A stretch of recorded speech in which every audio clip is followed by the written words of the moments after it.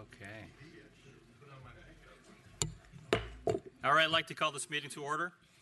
Good morning, everyone. Welcome to the oversight hearing, a joint hearing of the Joint Legislative Audit Committee and the Assembly Committee on Transportation. This morning, we'll be discussing the findings and recommendations of the State Auditor in her recent audit report released on the California High-Speed Rail Authority. I want to thank Senator Bell and Assembly members Arambula and Patterson for requesting this audit on this important subject. And I also want to thank Assemblymember Frazier, the chair of the Assembly Committee on Transportation, for requesting today's hearing. Today, we're going to take a long, hard look at the high-speed rail project.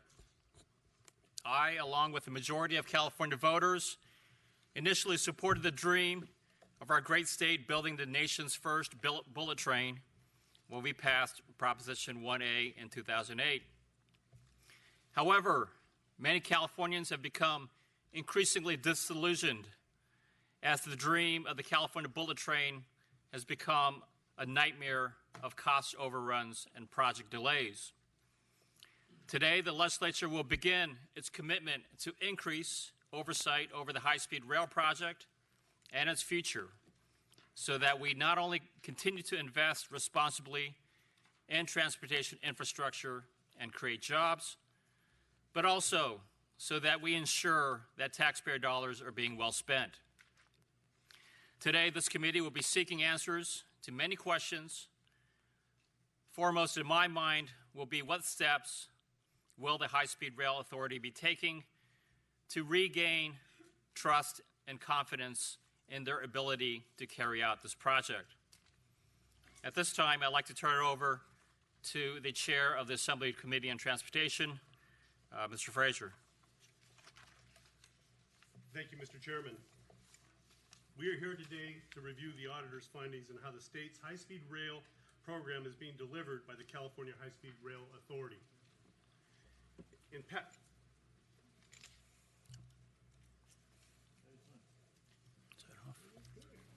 There it is. Oh, sorry. In past hearings, I have recognized the difficult task the authority has had in building the high-speed rail system.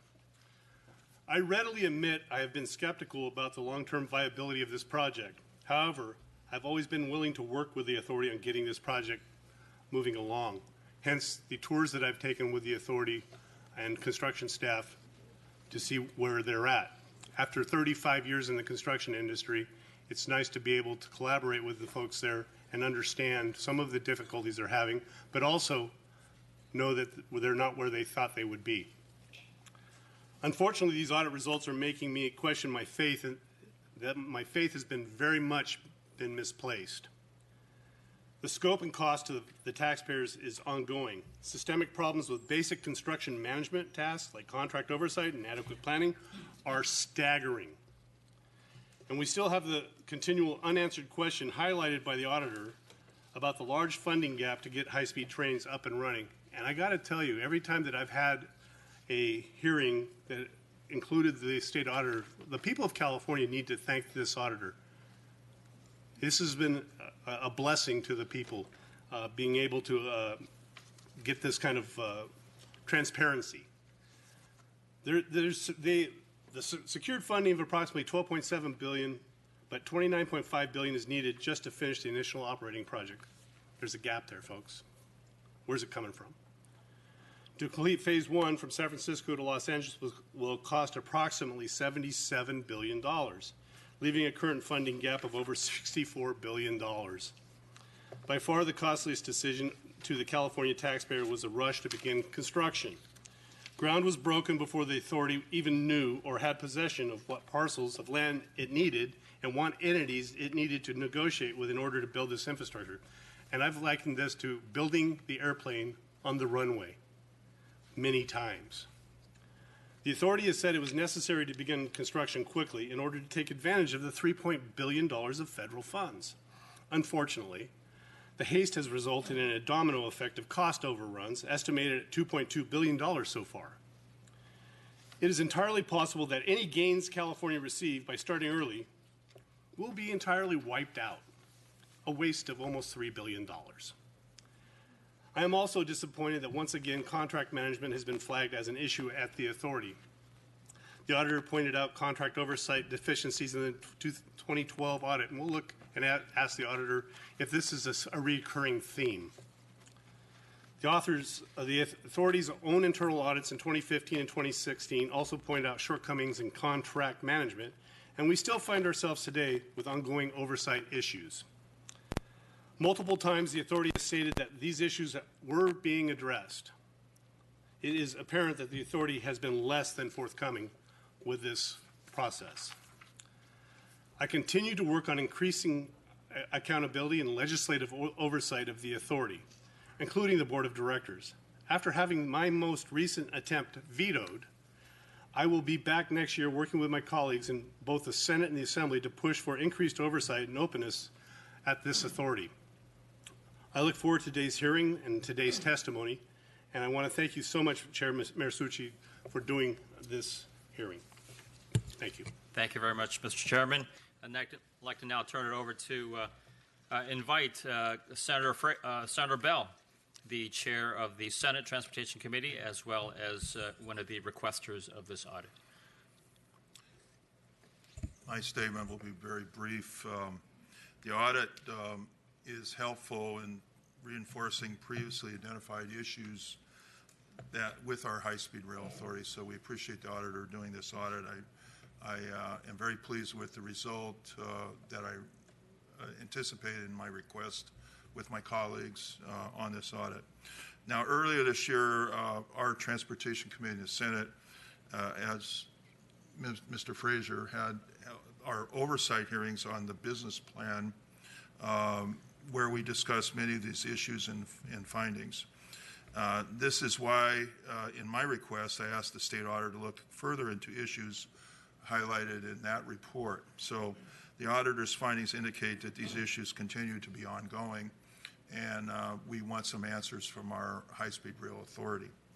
We, the legislatures, along with the current and new administration, need to work in partnership to determine what's next for the high-speed rail authority.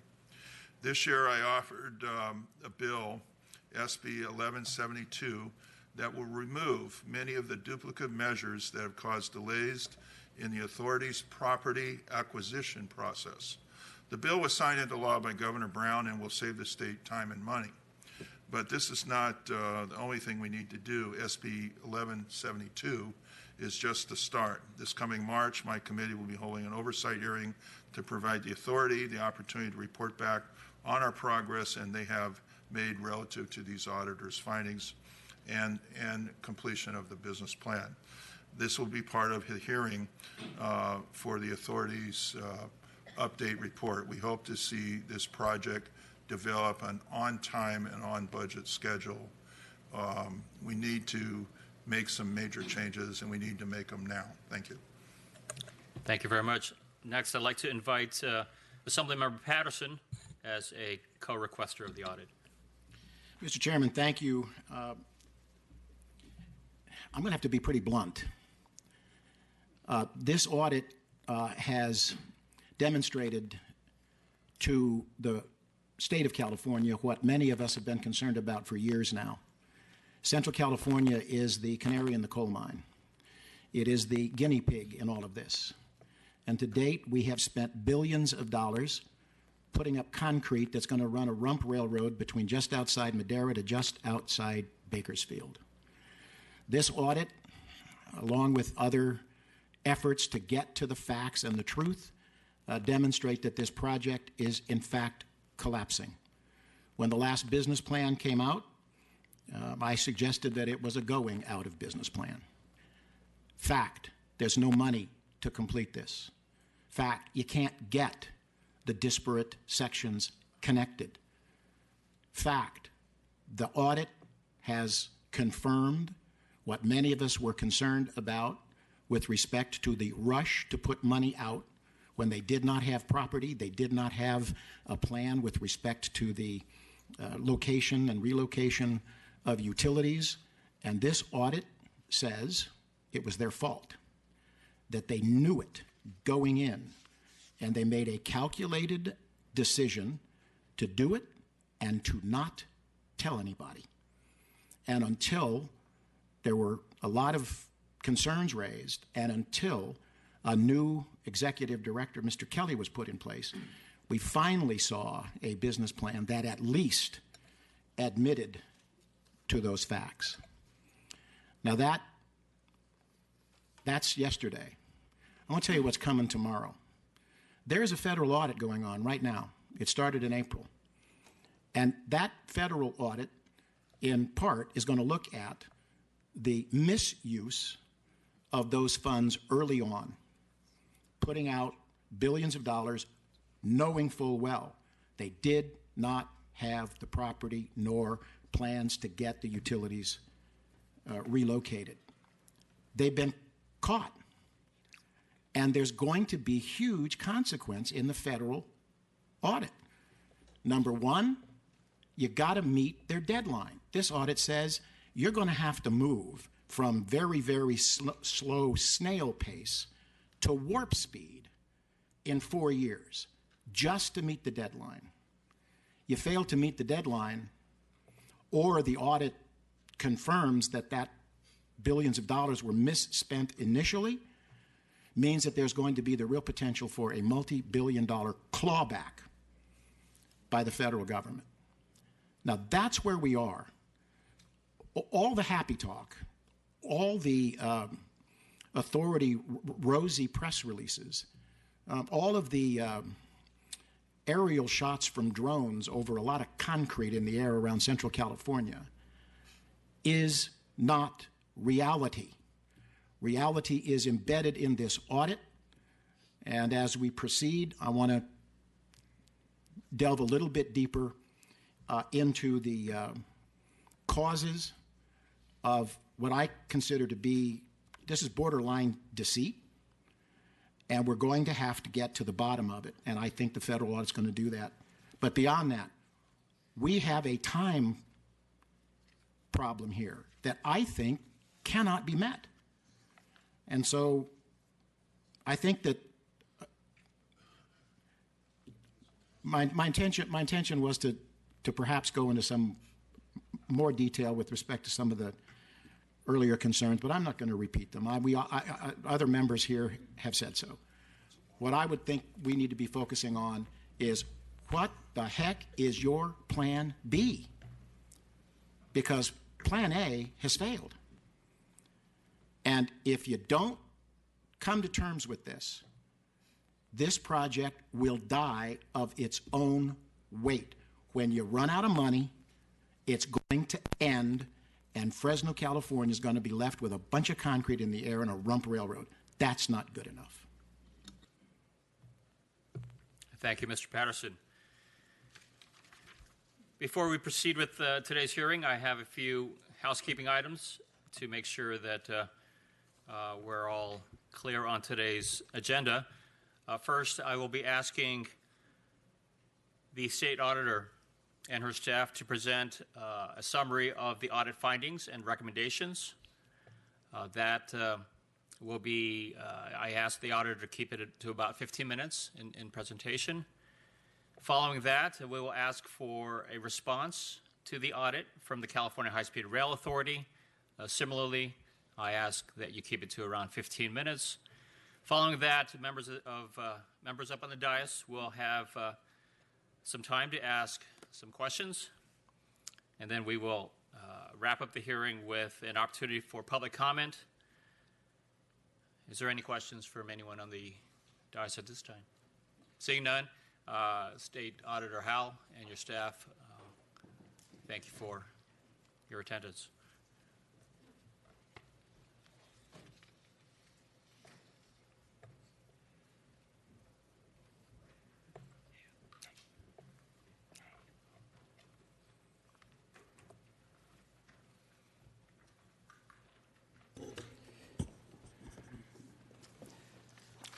Thank you, Mr. Chairman and members. For the record, my name is Elaine Howell. I'm the California State Auditor. To my left is Tammy Lozano. Tammy was the audit manager on this particular project. To my right is Mark Reinerty. Mark was the audit supervisor working with the team out in the field and engaging in conversation discussions with the High-Speed Rail Authority. The way we will handle this presentation is I'm going to give very high-level overview of the issues that we identified. Then I will turn it over to Ms. Lozano, who will talk about one specific issue that we talk about in the report, and then Mr. Reinerty will discuss some of the other issues. So as many of the members have mentioned in their opening comments, this audit covered a variety of different issues that the Joint Legislative Audit Committee, and particularly Senator Bell, Assembly Members Arambula and Mr. Patterson, asked us to look at, and that was related to cost containment, contract management, contracting with small, disadvantaged, disabled veteran businesses, looking at their sustainability policies, looking at economic impacts. I recall at the hearing Mr. Arambula particularly focused on that. And then also asking us to look to determine whether or not there are any additional opportunities for the High-Speed Rail Authority to expedite this project to try to get it done more quickly. So we have issues with all of those. As some of the opening comments mentioned, clearly there has been some cost overruns, delays in the project as far as consistently, the authority having to consistently push deadlines out. As you know, we audited this project many, many years ago. Contract management was an issue we identified in the very first audit we did, which was back in 2010. We also did another audit in 2012, which was a follow-up. Contract management was a significant problem in those audits, and it continues to be a problem, and that is something that really the High-Speed Rail Authority needs to focus on. And one of the issues tied to that that we discussed in the audit report is there's a reliance on contractors. We are not bringing in, the authority is not bringing in and hiring state employees to be able to do some of these oversight or perform some of these oversight responsibilities. Why is that important? Because you have contractors overseeing other contractors, and there could potentially be a conflict of interest there. You need to have some state employees. The reason I bring this up, we also looked at their response to that, and they agreed, and they've agreed in the past. What they're suggesting is that they will put a BCP in for fiscal year 2021. So we're looking at another year and a half before they even get the funding, or at least they're pursuing the funding to hire additional state employees. We think that's far too long, far too far out. So the authority needs to address that. So cost overruns, delays in construction, the issue with respect to the federal dollars, that is a significant risk to the state of California, not just to the authority, but to the state of California. We refer to GAO opinion, Government Accountability, our federal counterpart that audits on behalf of the federal government, on behalf of Congress. And in that opinion, it made it very clear that there have been instances in the past where the federal government can either recoup funds or offset future funds to a state, and they have done that. One minor amount for California, but they have done that with some other states. So that looming deadline of the federal deadline is December 2022. The authority is suggesting that they will complete this project by March of 2022, but even at the board meeting when they presented that information to the board, the Deputy Chief Operating Officer said, well, that's a very, very aggressive schedule, and as we indicate in the audit report, they would have to be able to perform work at twice the pace that they have been able to do since 2013, since they started working on this particular project. They have engaged in blending. Ms. Lozano will talk a little bit about the benefits and some of the, the offsets of blending with respect to that, but that certainly has assisted in controlling costs. Mr. Reinerty is going to talk a lot about contract management. Again, this is an area where we find significant issues. The internal auditor for the High-Speed Rail Authority has identified issues with respect to that. Poor contract management results in more change orders, which increases costs, which pushes out time. Time is money, as Mr. Arambula said at the JLAC hearing. So the more change orders, the more you're having to push the project out, the costs are going to increase. Another concern is the most complex work that needs to be done is in the future, where they're considering tunneling, and they don't have the ability to do any kind of blending or any offsetting. So there's a significant risk that the cost of this particular project is going to escalate even more than it has to date. Couple of other issues, and then I'm going to turn it over. Again, sustainability. We actually did hire an outside expert, looked at what the authority put together as far as their policies, and they agreed that their policies looked pretty good, but they did have some concerns with respect to analyzing the effect of construction. They are basically combining everything and really focusing on sustainability and looking at a project that's complete. How many cars are going to come off the road if people use high-speed rail? So, Mr. Reiner, you'll talk a little bit about that. The last issue is related to the use of small businesses, disabled veteran businesses.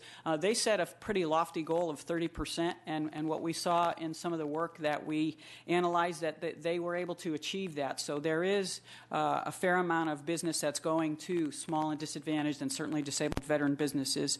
What we think they need to do a better job of there is transparency. There are some contracts that they have exempted from that reporting, so we think that they just need to disclose that information and be a bit more forthright with respect to that.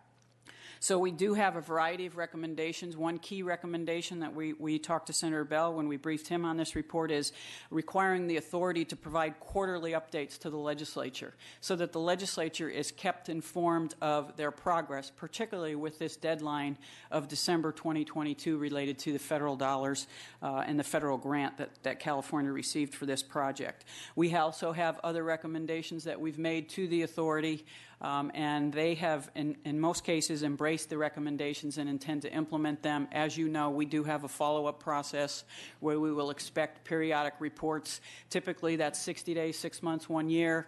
As I mentioned to some members when we briefed them on this audit, we can certainly include more frequent briefing or more frequent status updates from the authority. It doesn't have to be that time frame. We can certainly change that, and that would allow us to provide you our perspective on what the authority is asserting.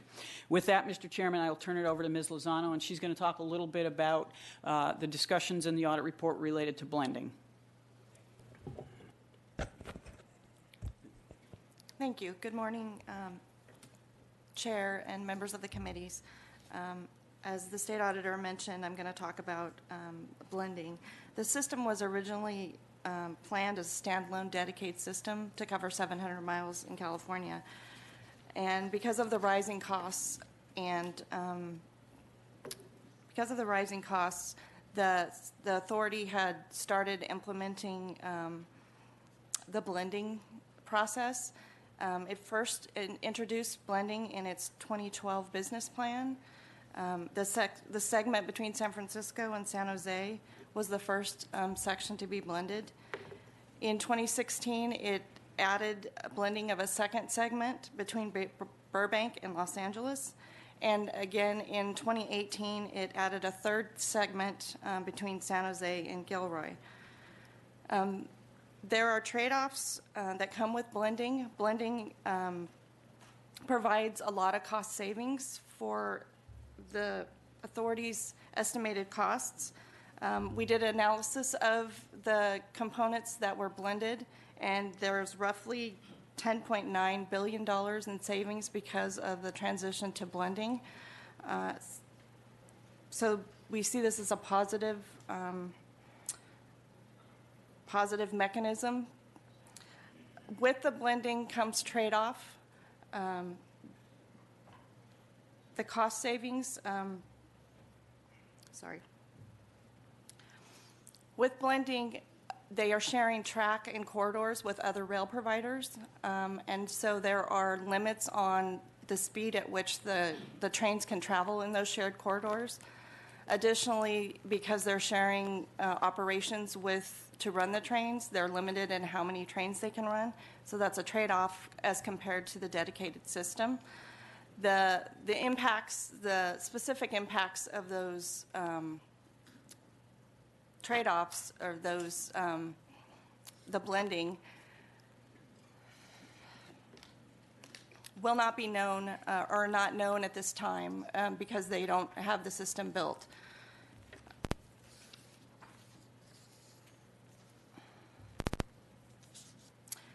We also did an analysis to compare the costs that would have occurred had they not blended. And our analysis shows that the cost estimates would have been 111% had they not blended. With the blending, the cost increases are 81%. While blending has reduced the system's expected costs, it's important to remember, as the state auditor mentioned previously, there are no more options to blend. They've blended everywhere that they can. So it's important that they find ways to contain the cost and deal with the cost overruns so that they can deliver the system. Next, Mark's going to talk about the contract costs. Thank you. Good morning, Mr. Chair, committee members. My name is Mark Reinerty with the California State Auditor's Office. As the state auditor summarized at the beginning, I'm going to tell you about the kind of critical mass of our findings and recommendations that have to do with a couple of different aspects of the authority's contract management processes, and then I will summarize some of the other objectives we discussed in the report before being happy to take any questions. Starting with the Central Valley contracts for construction, the authority has 3 active construction contracts in the Central Valley, which were executed with an initial value of $2.5 billion to complete. One of the objectives the Joint Legislative Audit Committee directed us to examine was that related to change orders to those contracts. So those change orders function as amendments to the construction contracts and can arise when generally additional scope of work is added or when circumstances arise that inhibit the contractor from carrying out the plans as designed. An example of the first type would be the authority's decision to extend the northmost construction project up to Madera. So that's just a clear addition of scope to the original contract.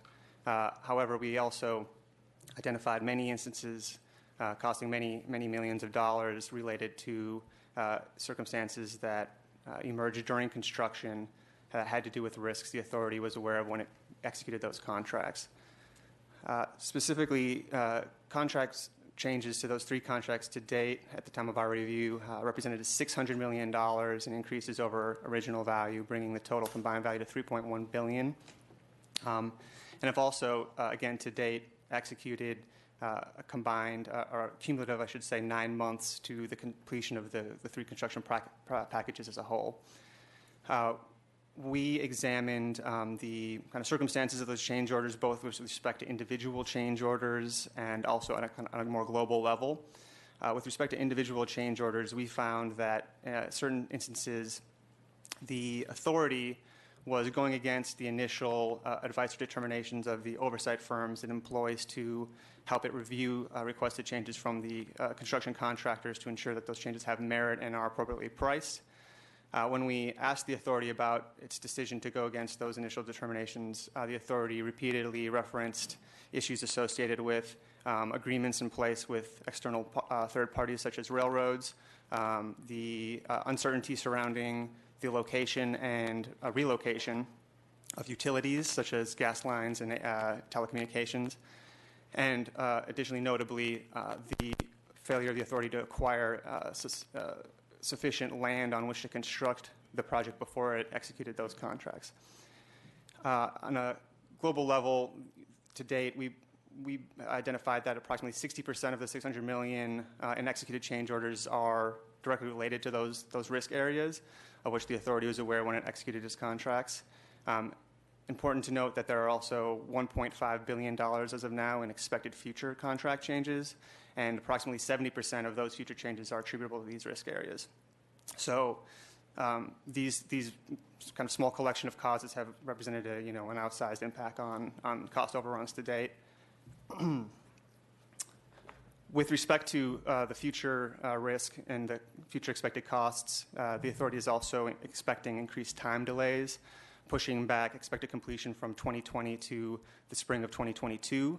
As the state auditor alluded to, there is a federal deadline of December of 2022 to complete these 3 construction projects, as well as a 4th project that will actually lay track across the civil works that are being constructed now.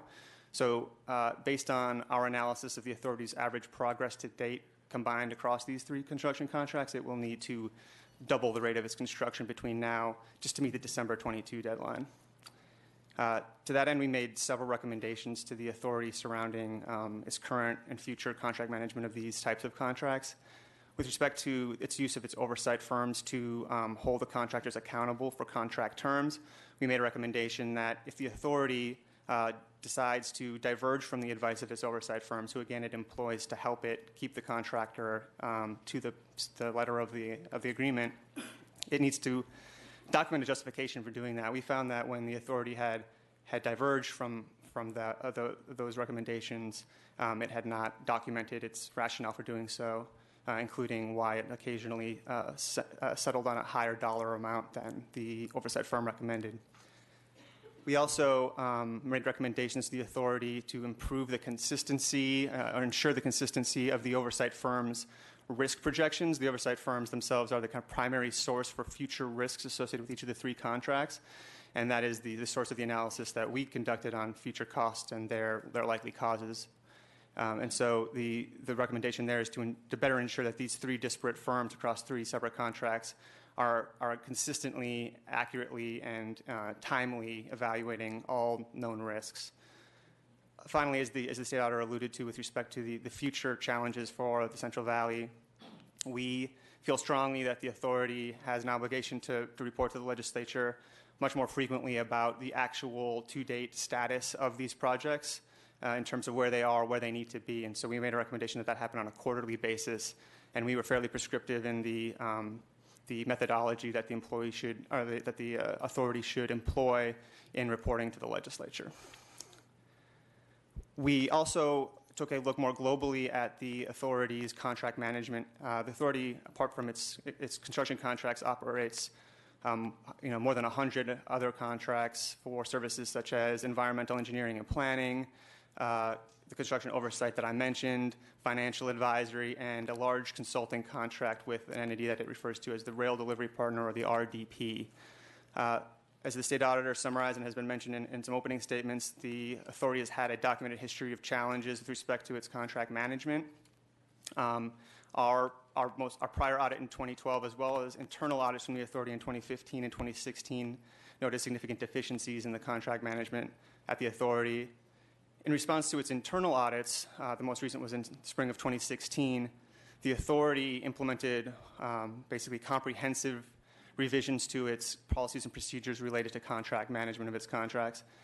In doing so, it clearly delineated responsibilities for the state employees that oversee those contracts related to ensuring that invoiced costs are appropriate, that contractor work is timely, of the quality required, and that any cost overruns are basically to determine the merit and justification for any cost overruns that manifest themselves in the form of contract amendments, of which there have been many. We began by taking a look at those policies and procedures from a best practice perspective and found that they were consistent with the criteria that existed, including that in the state contracting manual. And we also found that they went well beyond what was in the state contracting manual by not only delineating these specific roles and responsibilities and processes by which the contract managers are to conduct their work, but also by requiring a high level of documentation from those contract managers to provide a record of the determinations that they have made about contractors' performance.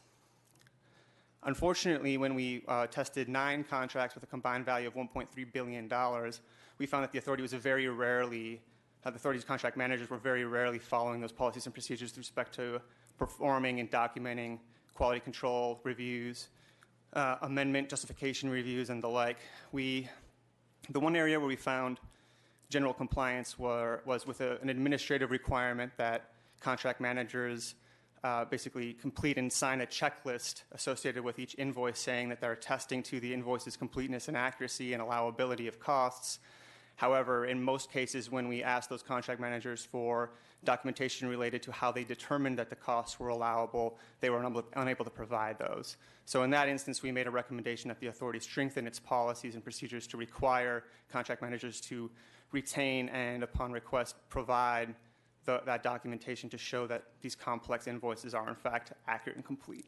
That, as I mentioned, is the only recommendation we had with respect to the policies and procedures, again, we found that they were fairly strong, the issues with compliance. So we made a suite of recommendations intended to increase the professionalism and the oversight of a contract management role at the authority. Those include, but are not limited to, replacing, or I should say, developing a program by which to recruit and hire full-time contract managers who are professionally qualified and whose duty statements reflect the responsibilities for contract management. We found that almost none of the contract managers we reviewed had any mention of those responsibilities in their duty statements. We also made a recommendation that those contract managers be held accountable by their supervisors, who are nominally responsible for doing so in the existing policies and procedures, but we found that those contract managers, supervisors, were not always even trained in the contract management policies and procedures themselves. Finally, as the state auditor alluded to, we found some issues with respect to the oversight of contract management internally. As part of the revision to its policies and procedures in 2016-2017, the authority also created a contract management oversight group that would be responsible for periodic reviews of contract managers' compliance with the required policies and procedures. However, we found that group had done very little, basically next to nothing, with respect to actually conducting those reviews. Had they done the work that was laid out for them in their policies and procedures, it's very likely they would have hit on the shortcomings that we found at an earlier date. As it stands currently, that oversight group is staffed entirely by outside consultants. In addition to that potentially creating an accountability issue, we also found, as the state auditor alluded to, that might introduce potential conflicts of interest in instances where contract managers are inappropriately deferring to contracted third parties. We felt it was inappropriate for the oversight function to also be filled by outside contractors.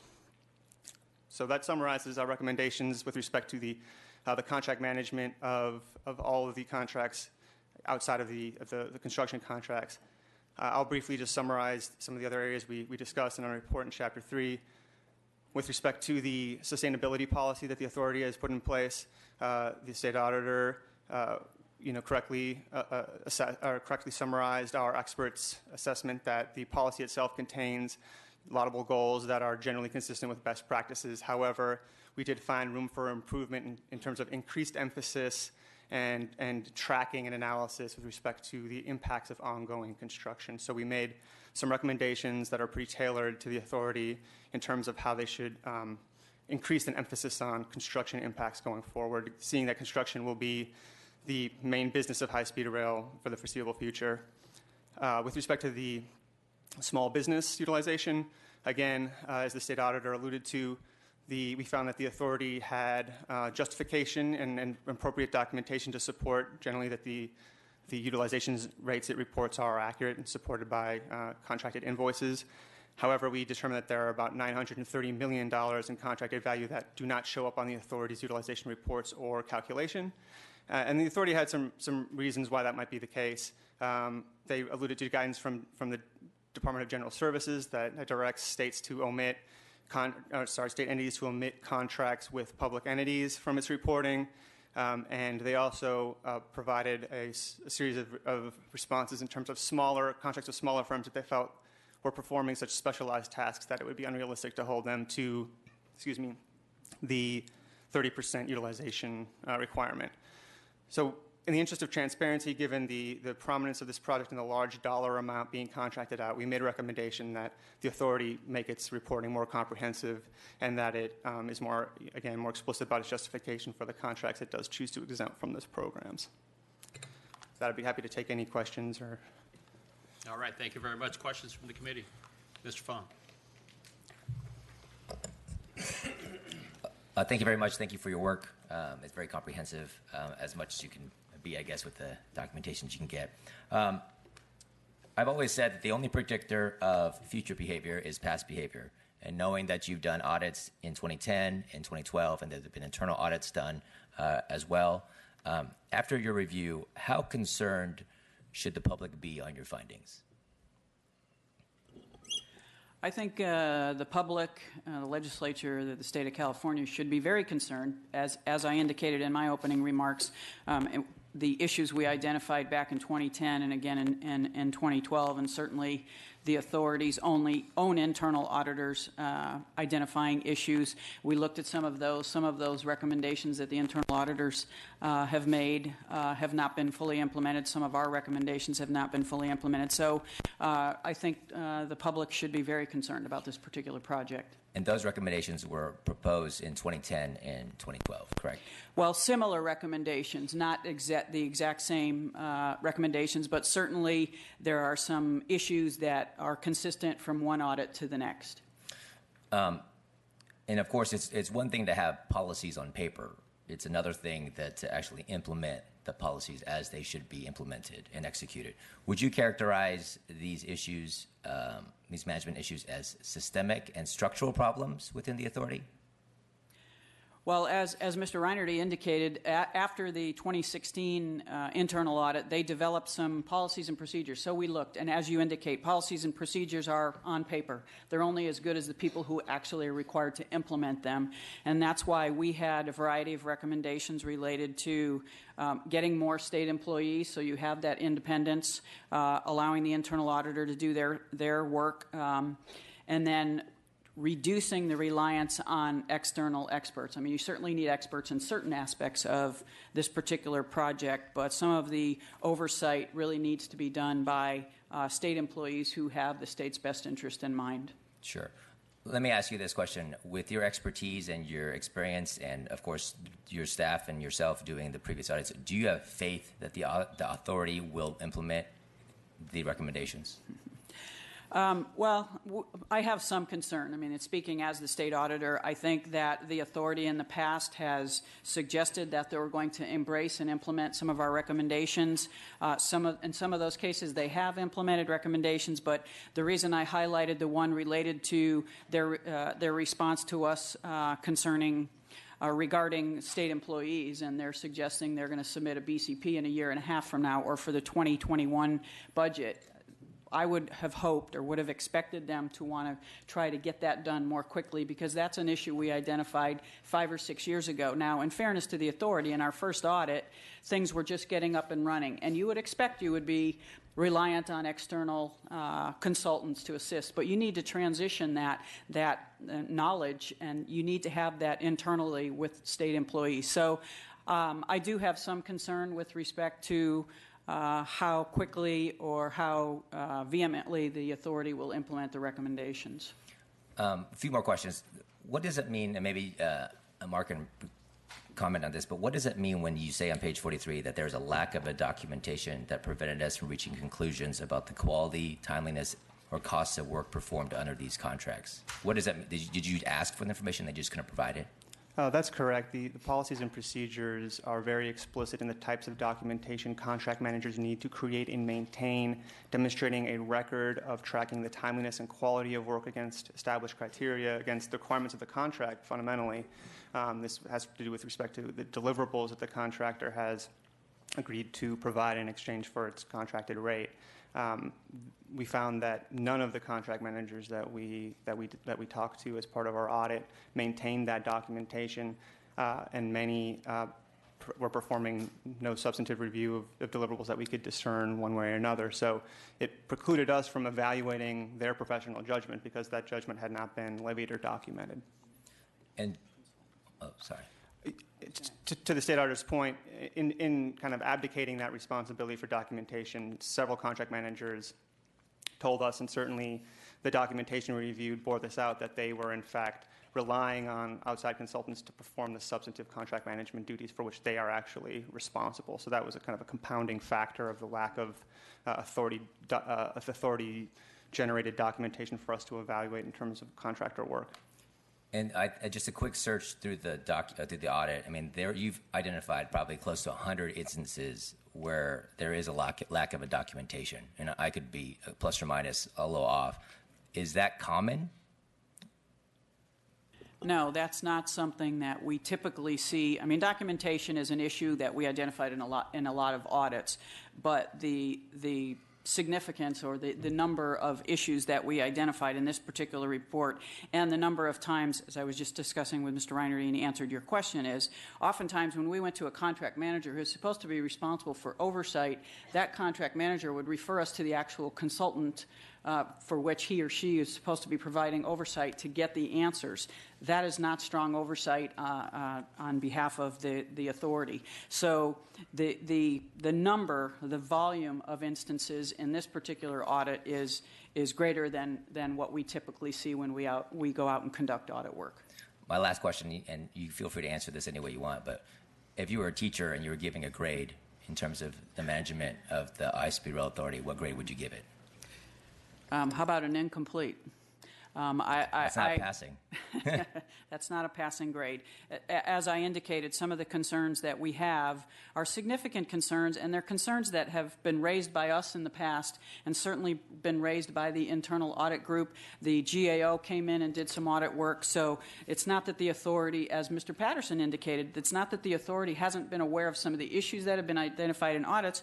Also, we're aware of some of the issues with respect to land acquisition, et cetera. We found some of that evidence where they knew some of these concerns as far back as 2013, perhaps further back than that, yet they decided to move forward. So really do have some concerns about past decisions and decision-making going forward. If this project is going to continue and be successful for the state of California, there really has to be some change happening at the authority.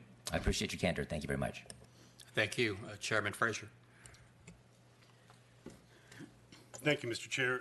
And in your audit, did you have the ability to measure to see if the management team was even qualified to be in this position? With respect to the state-appointed contract managers, what we did find, sir, was that neither their official titles, nor their position names, nor their duty statements reflected the types of responsibilities to which they were being held accountable.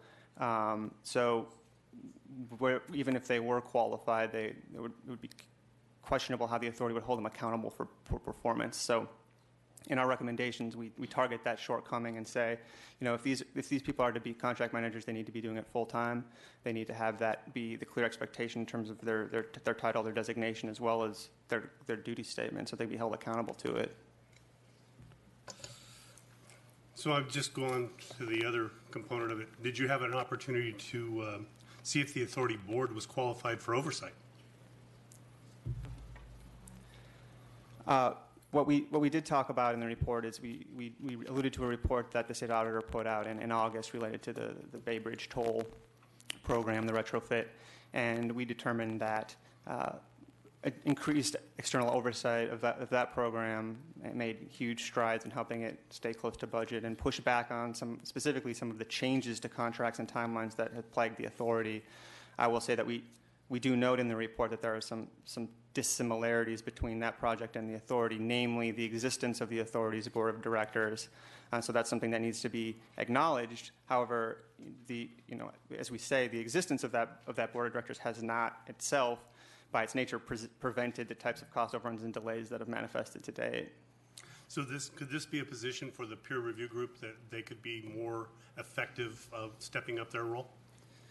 So the peer review group is also an important component of technically external oversight, although my understanding is that it hasn't until recently been fully staffed. So certainly in doing that, increased oversight in any form would be positive.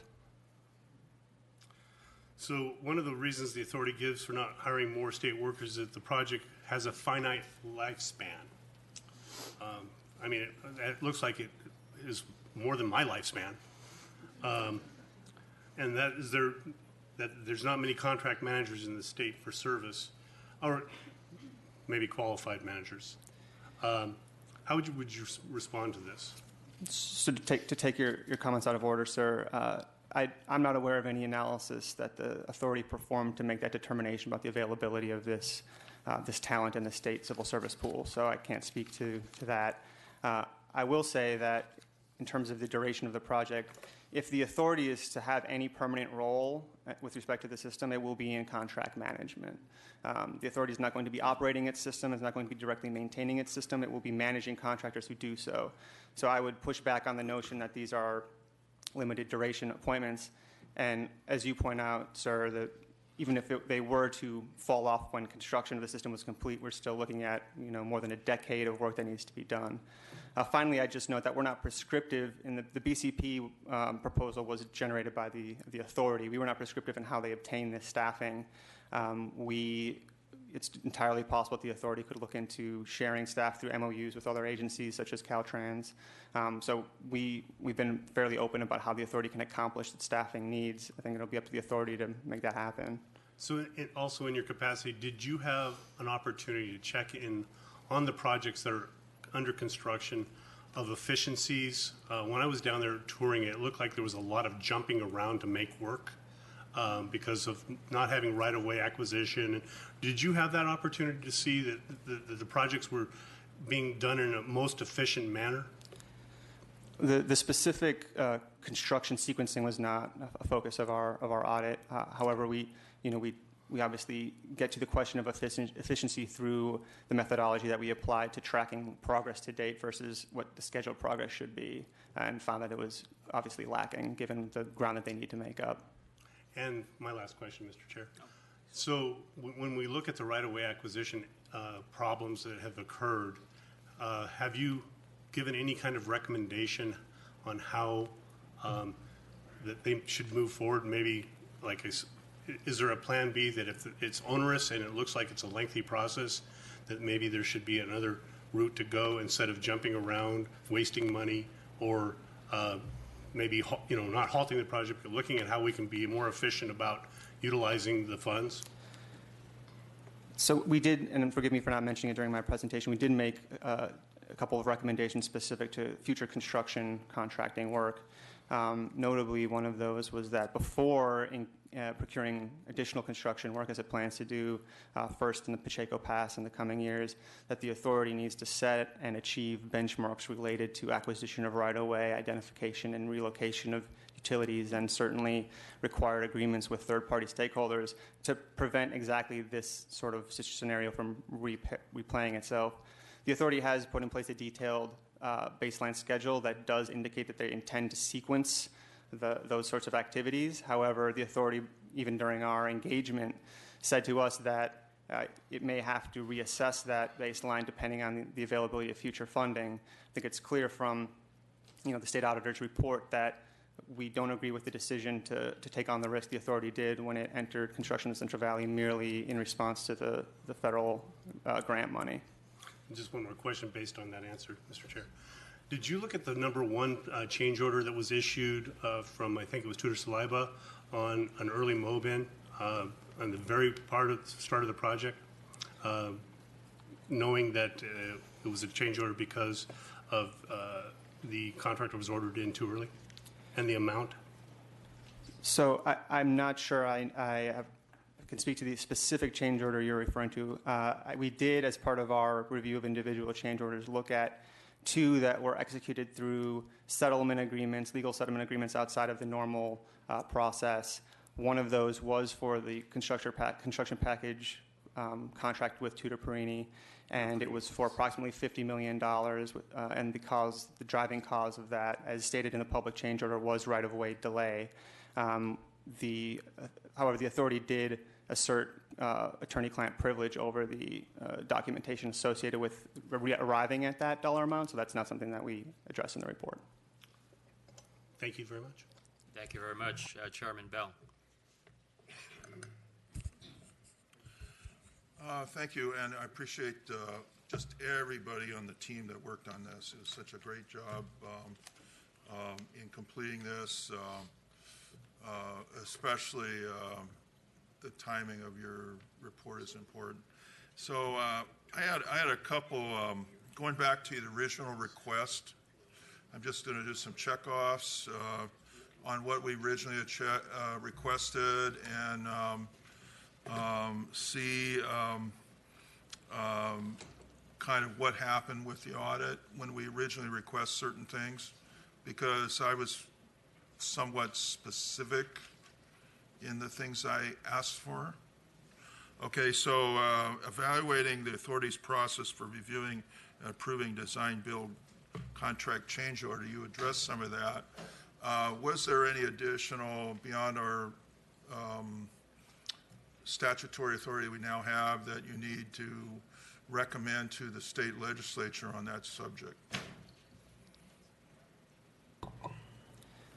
We don't have any current recommendations in the report to the state legislature, Senator, but we did discuss the reporting about progress. And that reporting is primarily driven by the introduction and execution of change orders. I'm sorry, not the reporting, but the need for that reporting. As we demonstrate in a figure in our report, the change orders have a real measurable impact in terms of time and dollar amount that push the end line or the goal line out and upwards for the authority, thereby increasing, by definition, the rate of speed it needs to affect in order to achieve that deadline. So certainly, we'd be happy to. Well, what I'm talking about, is there any process changes or legislative statutory changes that need to take place to look at ways of expediting the project? Senator, we didn't identify anything. As Mr. Reinerty indicated, we have the one legislative recommendation regarding the quarterly reporting, but we didn't identify any statutory changes that need either additions to statute or statutory changes that need. Okay, to the extent possible, look at the authority's efforts to determine the economic impact. Can you talk about that a little bit? And is there appropriate benchmarks, indicators regarding the economic impact metrics that we can have available to us? Yes, Senator, and forgive me for omitting that summary from my initial presentation. We did. That's why I'm asking the question. We did look at the authority's process by which it calculates and reports on its estimated economic impact of construction in the Central Valley as well as spending elsewhere. We determined that the authority uses generally accepted techniques and practices for estimating impact based on the dollar amount expended and the economic sectors and geographic locations into which it's being spent. We did identify some issues with the precision of some of the backup data that the authority had to support its data entry, but we believe that based on the disclosures the authority made in terms of its estimation and some of the methodological challenges it faced, that those were reasonable, or at least do not in any substantive way impact the accuracy of the estimates that it reports. So we don't have any concern at this point that the authority is significantly under over-reporting the financial impact of its activities. Okay, that's good. I think I'm interested in following up on that. How about small and disadvantaged businesses and making it easier for small and disadvantaged businesses to engage with the authority on contracts in terms of benefiting our goals in our state to expand opportunities for all businesses in California? That was one of the requests in the audit. Yeah. So how can you cover that? That wasn't covered in your remarks. Yes, sir.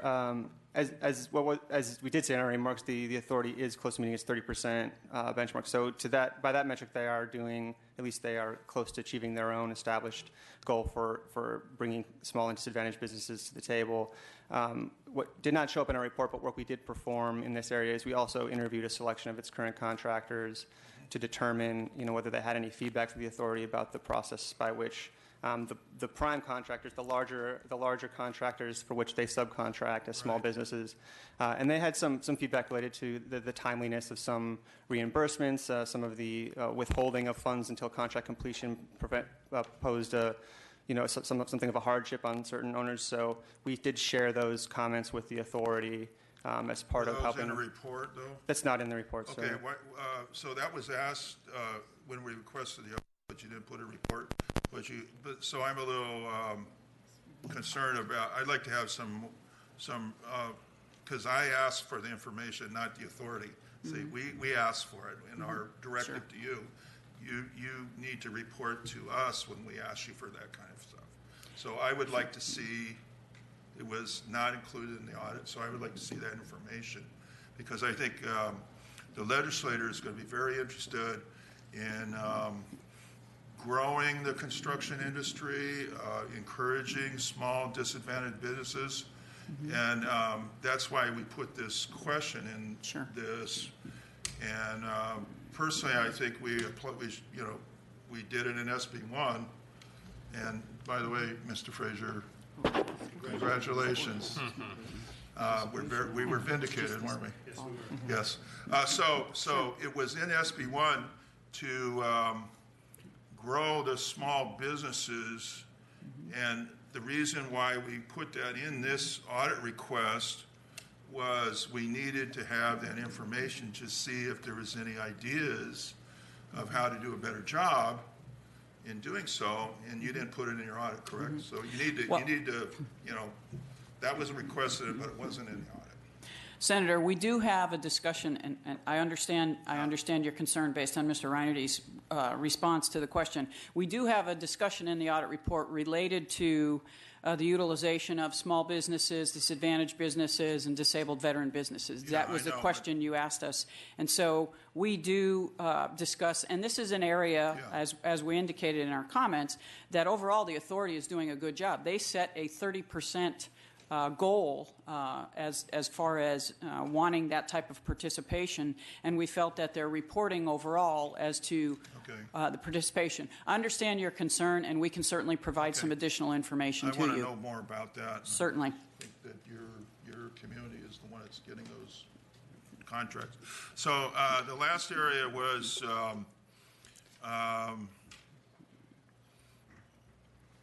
something that a lot of us have been working on for a long time, and we put it in the audit request: determine whether opportunities for the authority to expedite the project and reduce cost through cooperation with other transportation agencies, such as transit or rail lines, joint transit facilities, capturing additional value through construction project value capture. Can you address the audits or any kind of information that you have relative to expediting the project and reducing costs in those areas? Yes, Senator. With respect, that's what I want to do. So, and we entered the audit with that as an open question, and identified the concept of sharing infrastructure as one that can help expedite construction by limiting the scope of construction, certainly the cost associated with it. As was stated earlier, the authority has utilized that technique on the San Francisco Peninsula, all the way from San Francisco to Gilroy, and again through the dense urban environment of Burbank to downtown LA. Unfortunately, between the construction of the Central Valley and the remaining segments to be constructed, there are no clear options that the authority could use to get in collaboration with existing infrastructure. We asked if there were opportunities to do that. That's the directive on the audit. Correct, sir, and we identified no additional opportunities that exist. You don't think so? In addition, the authority pointed out that, and this is attributed to the authority, but per their time travel estimates, they are up against the 2 hour and 40-minute requirement. And so additional blending, as we noted previously, does carry with it lower maximum traveling speeds.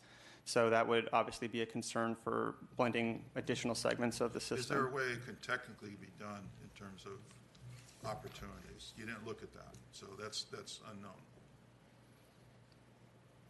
Well, as Mr. Reinerty indicated, we talked to the authority about the blending options that they engaged in, and as Mr. Reinerty indicated, the segments that they felt they could use Caltrain or existing track and have that partnership, they have exhausted all options for that. So future construction in the areas that remain, there is not that opportunity to share track with other entities. And as Mr. Reinerty indicated, there's a state law that requires them to have this train be able to meet timelines as far as 2 hours and 40 minutes, and they're up against that. They're within 3 minutes of that. So that state law potentially could change and change the timing of how long, how quickly a train should be able to get a passenger from one point to another. But as far as existing infrastructure, we didn't see any opportunities, and we certainly defer to the authority. If they have additional ideas, perhaps they would be able to present those today. Okay. But during the course of the audit, we tried to identify, working with their experts, and did not see any additional opportunities for sharing track or using the blending option, which has been beneficial from certain perspectives, certainly cost savings. But the flip side is it slows the trains down and it reduces the number of trains you're going to be able to run. How about the value capture element regarding? Yes, sir. We did look into value captures, including but not limited to the financing districts, yeah. With local state partnerships. We found that the authority has formally considered that. Is certainly an option that they're putting forth as a consideration, specifically in their station planning endeavors. And so we reviewed several station plans for cities planned to include high-speed rail systems, ultimately, including Fresno and so forth, that do identify those value capture techniques as a distinct possibility going forward. However, we determined that the station planning process is still in its infancy, and so while those techniques certainly hold promise, it was too early for us to determine whether they were, the authority was going to move on them or if that decision was going to be beneficial. Do you think that those opportunities ought to be further explored? I believe so. I believe it's a potentially very innovative way of helping offset some of the costs for a system that needs all the help it can get in terms of reducing costs. Okay. Did you examine the tunneling aspect in terms of expediting construction timelines through the tunneling elements of the project? No, sir, not specifically. Beyond acknowledging that tunneling is going to be a significantly more technical difficulty than existing construction, which has been plagued with delays, we obviously expressed concern in the report that the past could recur in terms of delays to the planned schedule for tunneling, but we don't have any technical recommendations associated with those alignments. So further exploration, certainly. I would put that in that category. We have SB1 now law. The voters approved it by rejecting the initiative. We have an inspector general. Do you think, have you considered the inspector general role in oversight on the high-speed rail authority funding? And would that be of assistance to us, the legislator, to get reports on the high-speed rail, like they report on all the they're supposed to report on all transportation projects to our committee, our committees, so the budget committees and the policy committees. Do you think the inspector general should play a role in oversight on high-speed rail project? Absolutely. I think having any external, they would be external to Right. the authority and would be reporting to the legislature, and they would be able to conduct work more frequently than perhaps my office.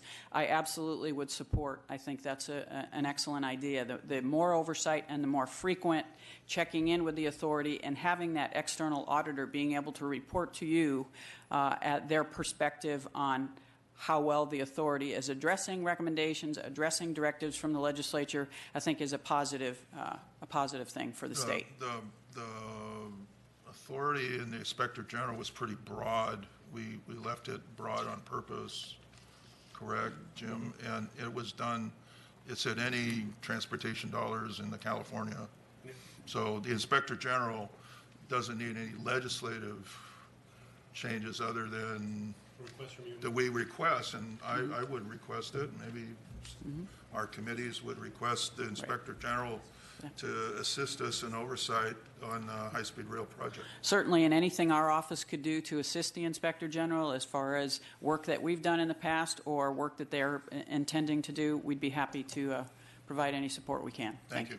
Mr. Bill, I just got a clarification that we did finalize it was for Caltrans only with the Inspector General, but with legislation, we can broaden. It was written in a way where it was Caltrans, but any funds that were approved. So Let's work on that. in my way, I think we already have their hooks into them, if you want to say it that way. Thank you. Mr. Patterson. I want to ask a couple of questions. There'll be similar questions that I asked to the authority. First of all, with respect to the meeting the deadline, we've got two issues here that are of deep concern for me, I think, and I think you have expressed it as well. The early use of the federal money, which I think expressly demonstrates that I think the federal audit is going to have grave concerns about that. And secondly, the deadline, the time here. You're saying that you need to double the construction in 4 years. There is, in my mind, no indication that previous history and experience can even begin to approach that expectation. So I think there's a serious question going forward about the consequences of the federal audit. What is your confidence level in the ability of this authority under your audit and what you know today to meet that deadline and avoid the potential of clawback? In other words, what is Plan B? Well, first of all, I would defer to the authority for Plan B. Answering your question, that's why we raised it as a concern in the audit report. We're very concerned, and as I indicated in my opening comments, the authority itself, when it presented their plan to the board, qualified it and said this is a very aggressive schedule for us to be able to meet the federal deadline or to meet the March 2022, which is the deadline they've set for themselves, but the federal deadline is December 2022, and that's why we did the analysis to demonstrate to be able to accomplish this, the authority has to work twice as quickly as it has thus far, and we have serious concerns about that, whether it's achievable. So the apt description here is ongoing serious concerns going forward to meet the deadline. That is a fair assessment of what our concerns are. And also, the general value proposition of high-speed rail that was presented to the voters, I think had three elements to it: speed, time, and competitiveness. We are now here, years later. The speeds are going down. The time is going up. And the competitiveness with other forms of transportation, I think, is going down as a result. The arc of this project appears to me that it simply is not delivering the kind of speed, time, and competitive advantage that was promised. Do you hold similar serious concerns about the speed, time, and competitiveness? If you don't have speeds and if you don't have competitive times, the marketplace isn't going to choose something where they can still fly from LA to San Francisco, on an airplane for half the cost. I mean, this is a competitiveness value proposition that I think the longer that the authority has made these decisions to scale back and scale down the speeds, push the times up, I think we have a competitiveness issue that's going to impact the sustainability of this project going forward. This arc concerns me, and does it concern you as the auditor? Yes, it does. That's why we pointed out in the report, Mr. Patterson, that exactly what you were referring to as far as the number of trains. Even though blending has had a positive impact on the cost of the project by reducing costs, the flip side is that you have fewer trains that are going to be able to run. We clearly don't know at this point, and the authorities acknowledge, until it's finalized, they won't know the full impact of that as far as the number of trains that will be able to run, as far as track that they're sharing with other operators, and certainly the competitiveness when a consumer is making a decision as to, do I take the high-speed rail, which is going to take 2.5 hours, or 2 hours 40 minutes, and cost X amount, compared to getting on a plane and flying to Los Angeles. So I think the fact that there have been some changes with respect to speed, number of trains, availability, should concern the state of California and the constituents. Thank you. Appreciate it. Ms. Howell, I have a few questions. You started off your presentation by stating that one of your key findings was contractors overseeing contractors, and that could lead to a potential conflict of interest. And you talk about the need to hire state employees rather than contractors to try to avoid that conflict of interest. In terms of the RDP consultants, the rail delivery partner consultants, do you discuss in your report who they are or how many? That's correct, Mr. Chair. We do discuss the RDP in a number of contexts. I'd have to refer to the specific number in the report, but there are over 300 of those positions as of the time of our review that are staffed by the RDP, consisting of a consulting firm and its subcontractors. With respect to the conflict of interest, specifically the way we saw that manifesting itself was that in situations in which state employee contract managers were basically delegating or deferring their responsibility, they were doing it to RDP consultant project managers in the field who were working hand in hand with the contractors, the contractors of origin there, and the conflict of interest really introduces itself when the oversight body that the authority has constructed to hold contract managers accountable, that is the state workers, would need to step in and intervene in instances where state workers were over-reliant on RDP consultants. However, the oversight, the people performing the oversight were themselves RDP consultants. So to us, that created a potential conflict. So, I mean, who are these RDP consultants? Are they all employed by one firm? Is it multiple firms? No, WSP USA is the contract holder, but they subcontract with many other different types of organizations or companies and bring staff in as needed. Okay. And have you seen any evidence of any of these RDP consultants being held accountable for cost overruns or project delays?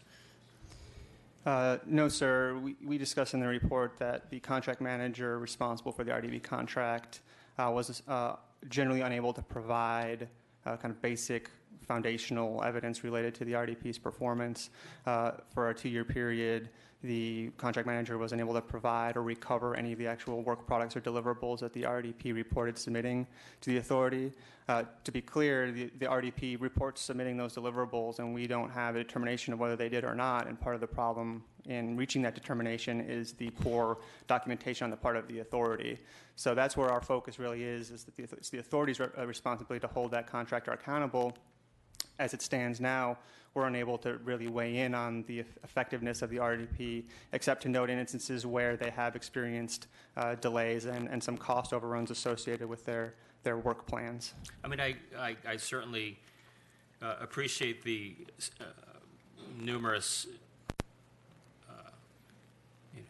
passages in your report where you identify the shortcomings in terms of the documentation, but I didn't see anything in terms of whether any of these RDP consultants were fired or changed as a result of any cost overruns or any project delays?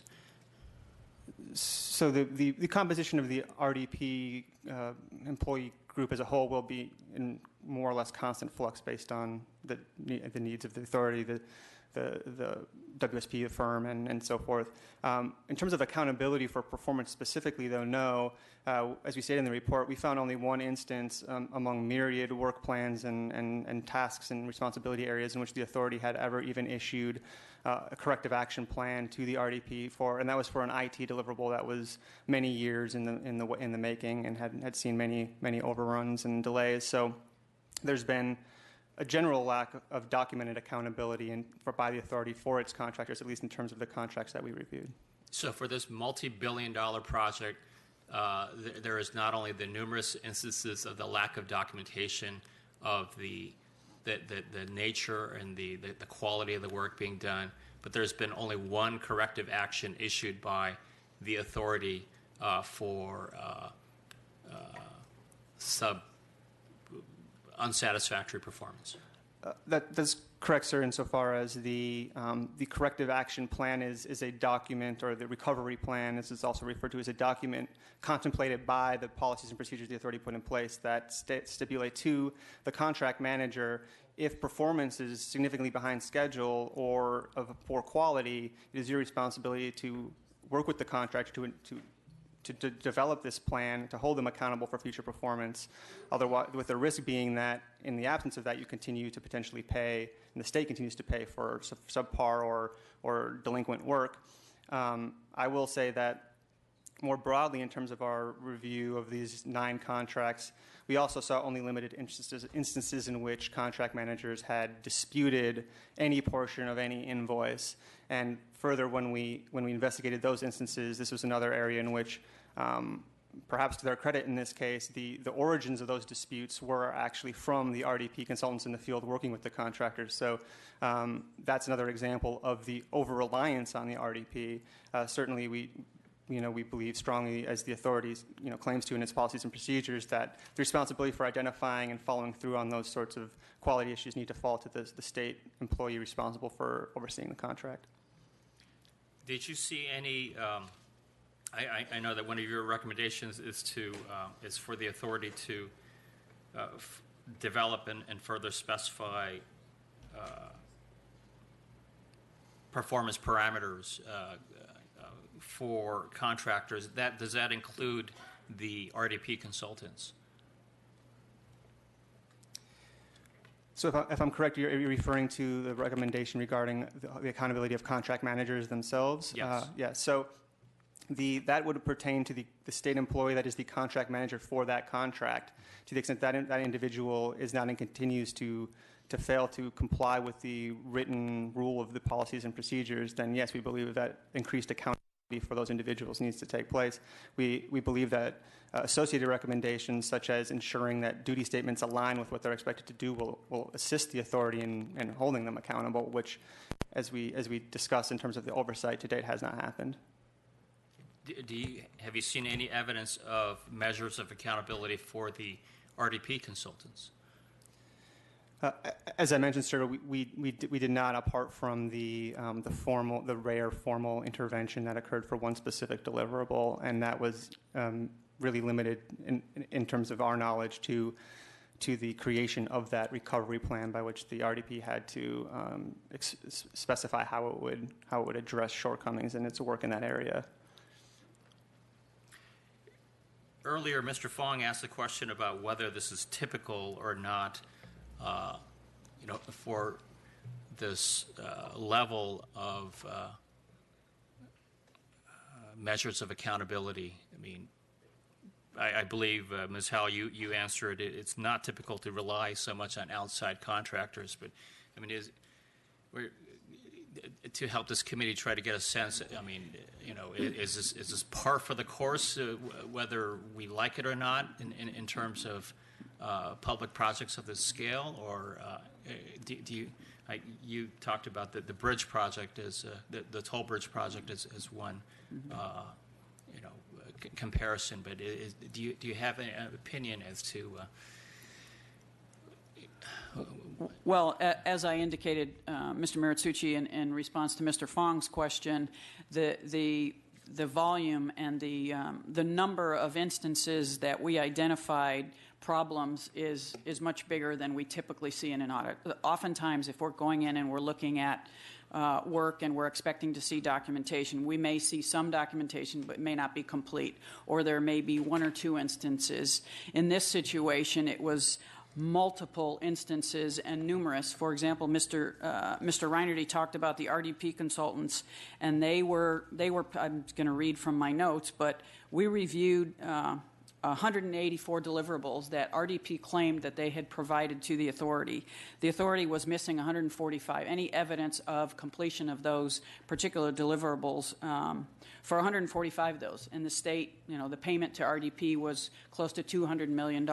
So a project of this significance, we would expect to see tighter controls, stronger oversight, better fiduciary responsibility on the behalf of the authority on behalf of the state of California, and we're just not seeing that.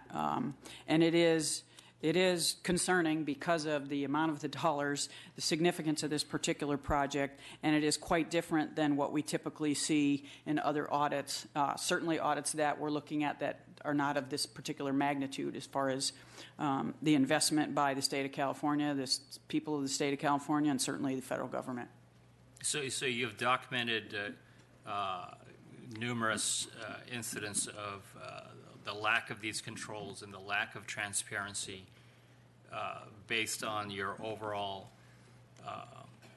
experience with this audit as well as your prior audit on the high-speed rail.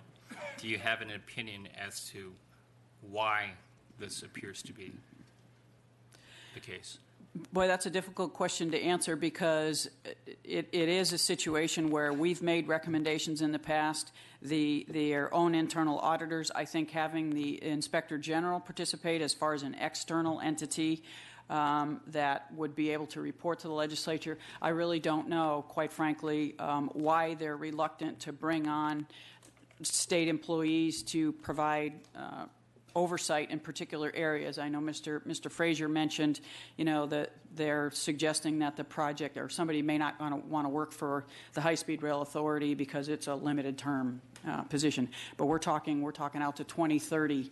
There have been individuals who have worked in executive management positions for the authority for years now. So I don't think that's a very strong argument that the authority can put forth with respect to bringing on state employees and having more of a state oversight structure for this particular project. Do you have any opinion as to why there haven't been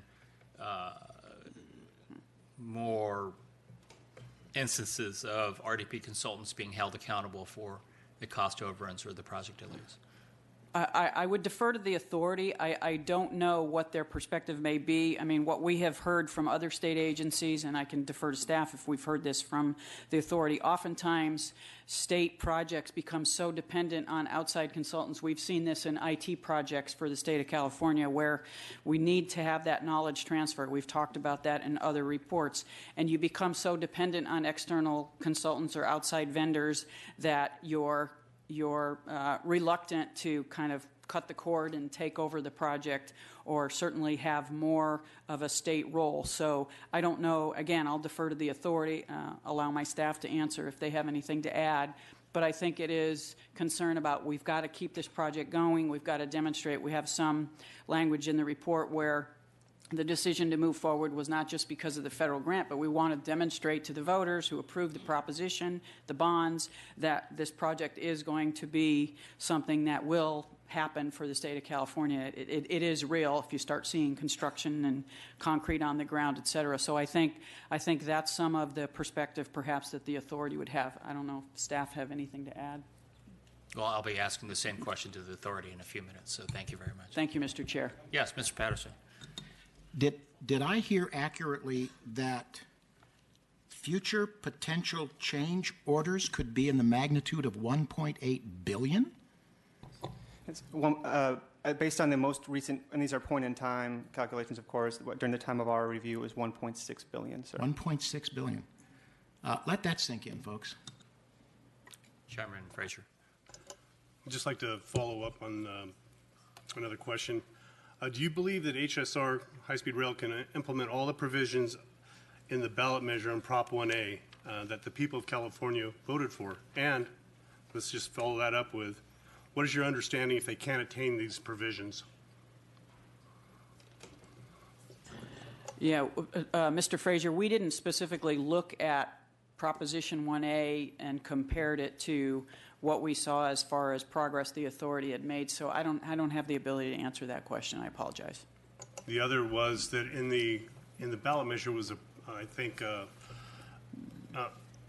price that was set for the fare to ride or it was in some kind of document that said that what it would cost to ride high-speed rail. Do you know what the cost would be now in today's dollars? I'm hearing it's almost doubled.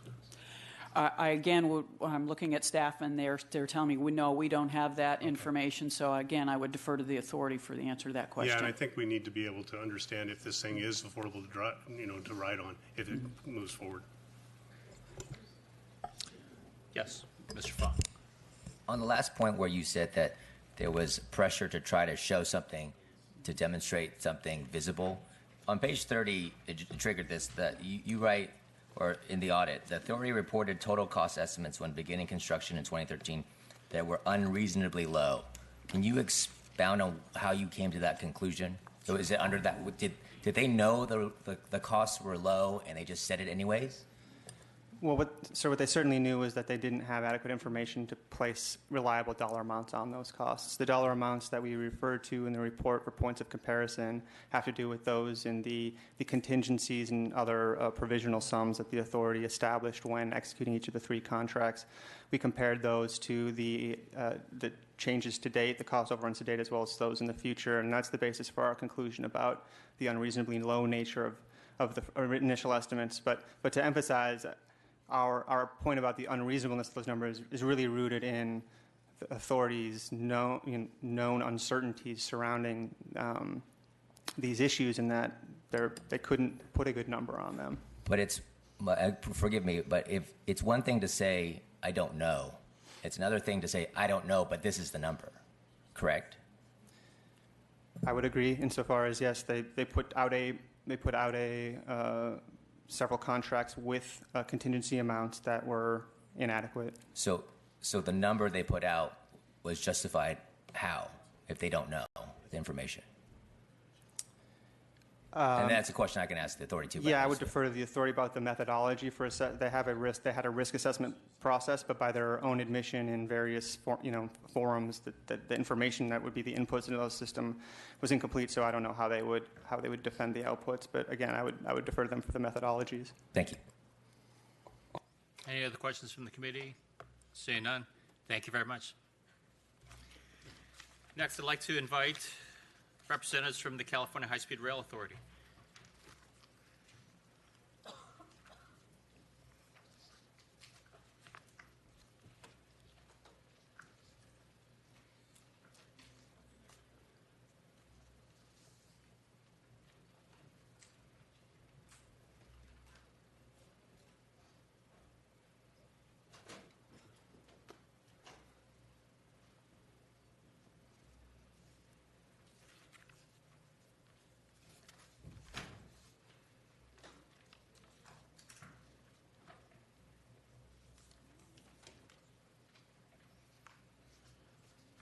All right, welcome, gentlemen. As I indicated to the auditor and her staff, you have approximately 15 minutes to make an opening presentation, and we'd like to follow up with questions.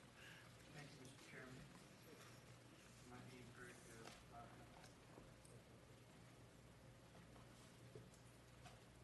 Mr. Chairman, I'm here with... If you can pull the mic a little bit closer to you. Yeah, there we go.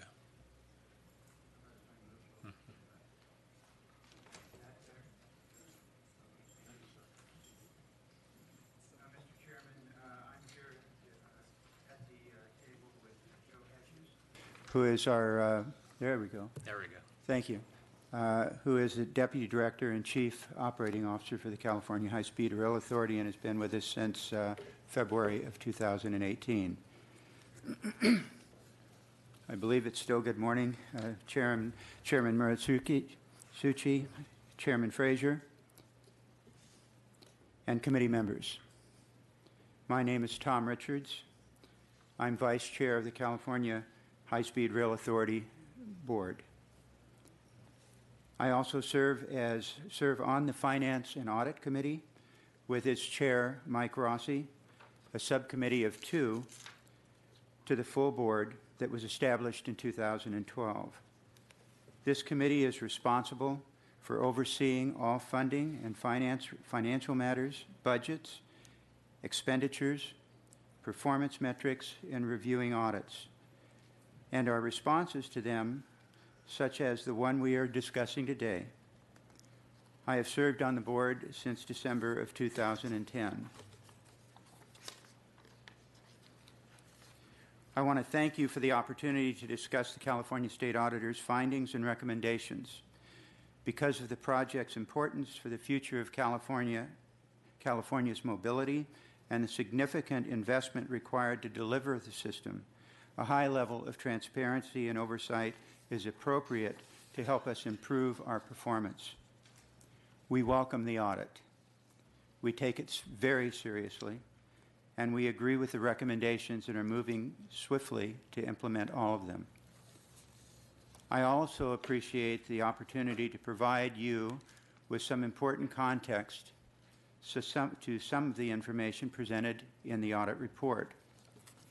As you know, the authority's challenge has been to evolve its organization and improve its program management processes, and at the same time, to begin delivering high-speed rail to California. When Proposition 1A passed, there were about 10 state employees working for the authority, and there were 17, as I recall, when I joined the board in 2010. In 2012, we had grown to approximately 50 state employees. Currently, there is 188 staff working on the program. Those are state employees.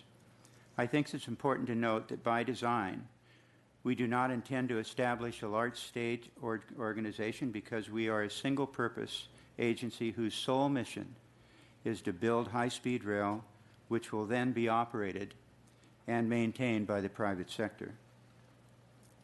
That is a private sector operator. That said, as we have continued to grow to our current staffing level, we've had to quickly transition from a very small planning agency to an effective project delivery organization. We've worked to meet this challenge through a continuous improvement process. The audit reaffirmed several issues that we have previously identified through our internal reviews. It offers recommendations that are consistent with and build upon actions we have begun implementing. We are now proceeding to implement the auditor's recommendations, which will strengthen and solidify our efforts to expedite the organization's transition to a fully integrated program management and project delivery organization. Because of the serious nature of some issues discussed in the audit report, we believe it is essential to provide you with additional context, particularly as it relates to the authority's decision to move forward with construction in the Central Valley when it did. This is a primary issue discussed in the first chapter of the audit report. Specifically, the audit report characterizes this as flawed decision-making and concludes that our decision resulted in billions of dollars of cost overruns.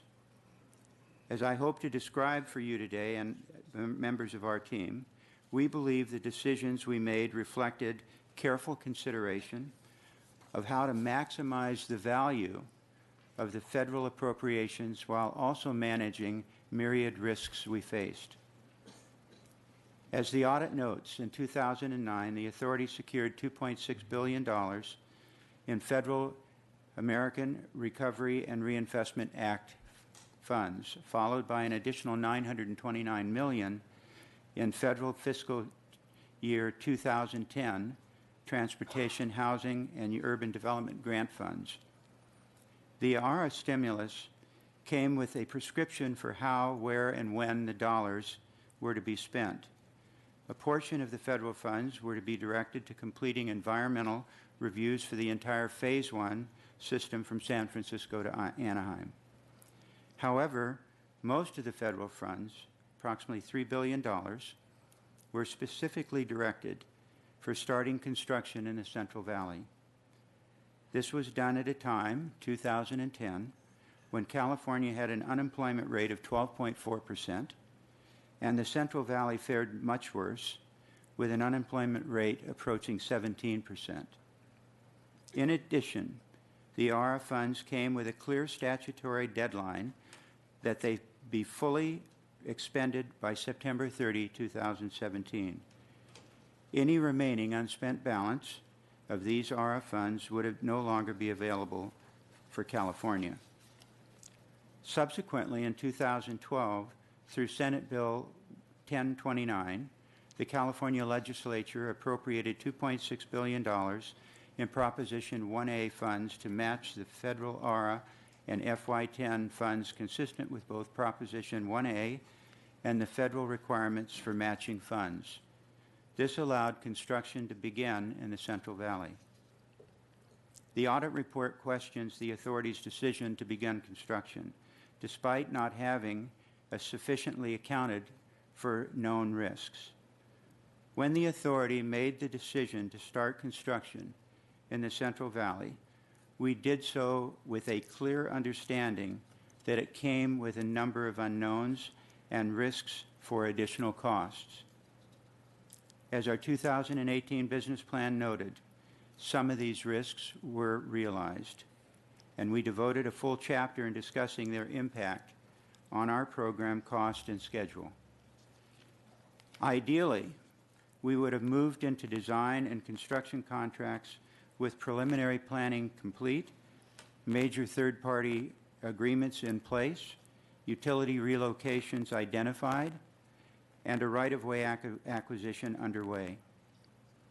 That would have ensured that these and other project elements were more defined, costed, and incorporated in the project budget. The authority made the decision to accept the $3.5 billion in federal funds and begin building high-speed rail. We weighed this decision against the risks that came with moving to construction early instead of deferring construction until all costs were better defined. Deferring construction meant turning away billions of dollars in federal funds and foregoing Proposition 1A required matching funds. At that time, as you know, cap and trade funds were not available. Without these federal matching funds, there was no hope of starting construction unless and until the authority could secure another source of matching funds. We believe the benefits of putting people back to work at a time of high unemployment outweighed the risks of additional costs that might be incurred. That belief has been validated because the benefits of moving forward are being realized. Approximately 36,000 job years have been generated, and an estimated $6.4 billion in economic impact has rippled across the state since, as of December 17. 474 small businesses were working on the program as of September 18, and of those, 157 disadvantaged businesses and 52 were disabled veteran business enterprises. As of October 31, 2018, 2,466 craft laborers had been dispatched to work on our construction projects in the Central Valley. However, as the audit notes, our estimate to complete construction in the Central Valley has increased. In early 2018, following a comprehensive cost review directed by the board's Finance and Audit Committee, we increased the estimate from $7.8 billion, established in January of 2017, to $10.6 billion. The results are this represents a new estimate at completion for the Central Valley project. We incorporated this updated estimate in the 2018 business plan, and the board adopted the 2018 program baseline, which sets the scope, schedule, and budget required to deliver the goals set in the 2000 business plan.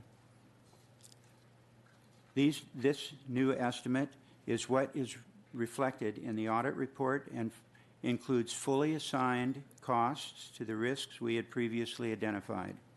For the most part, It represents costs that would have been budgeted earlier if we had been able to complete more of the prerequisite work that is ideally done before construction starts.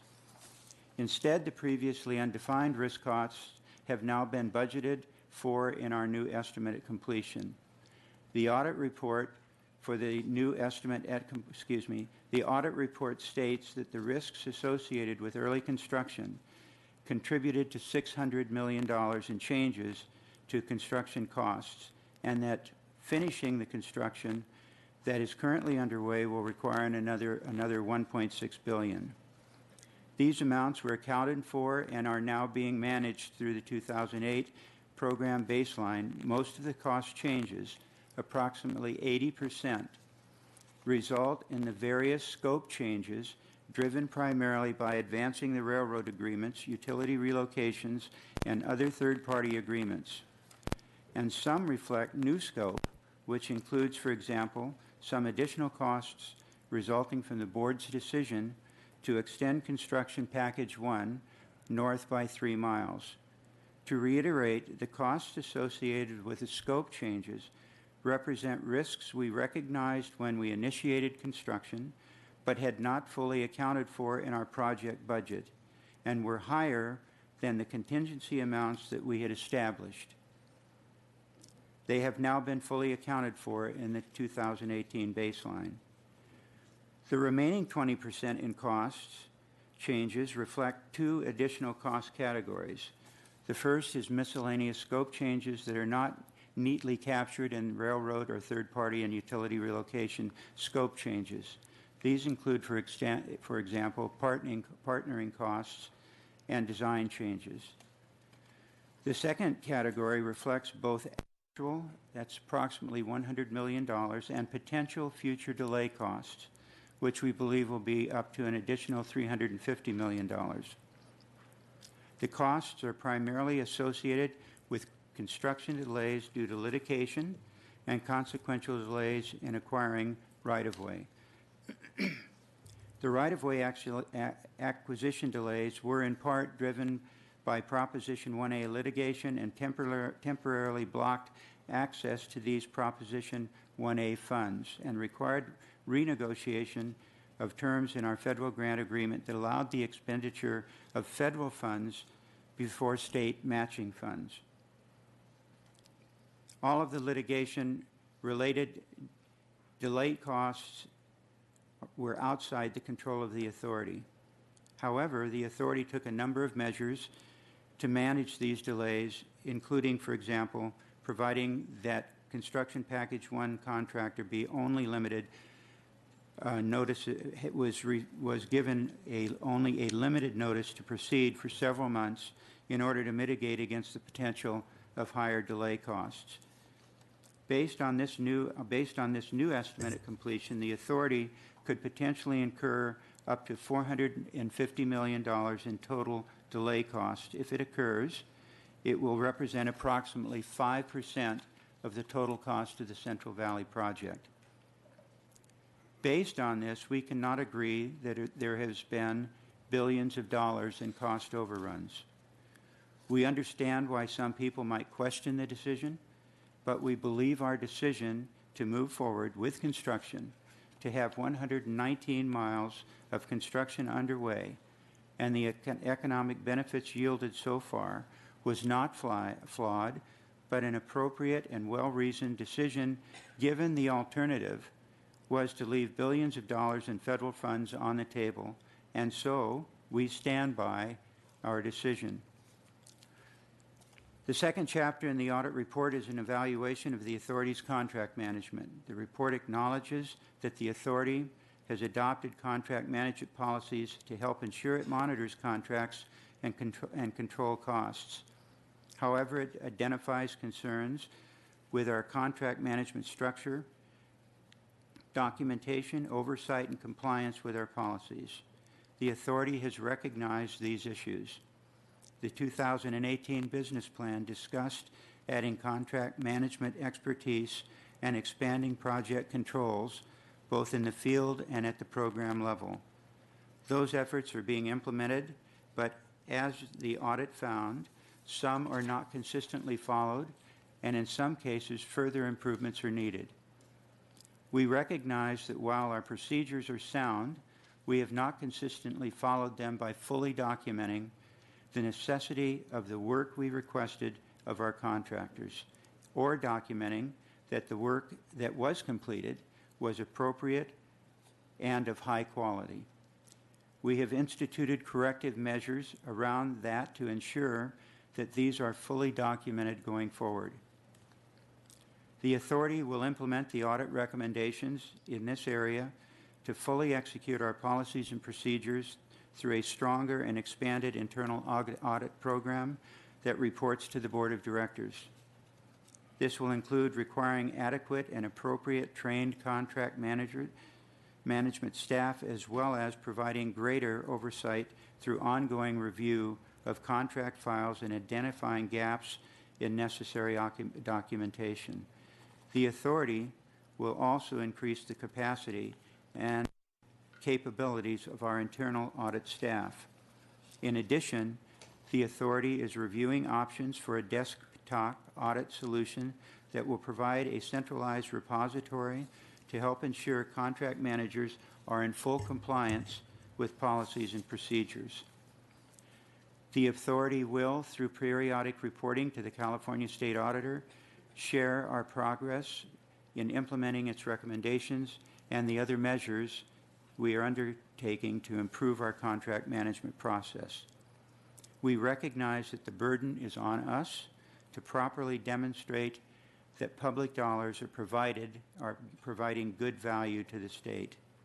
The third chapter in the audit report makes recommendations for improving the quality and transparency of the authority's monitoring and reporting of key goals. These include our environmental sustainability and small and disadvantaged business utilization goals. The authority has comprehensive sustainability program, This is the first time I've ever done this, by the way, and I've got a mouthful of cotton.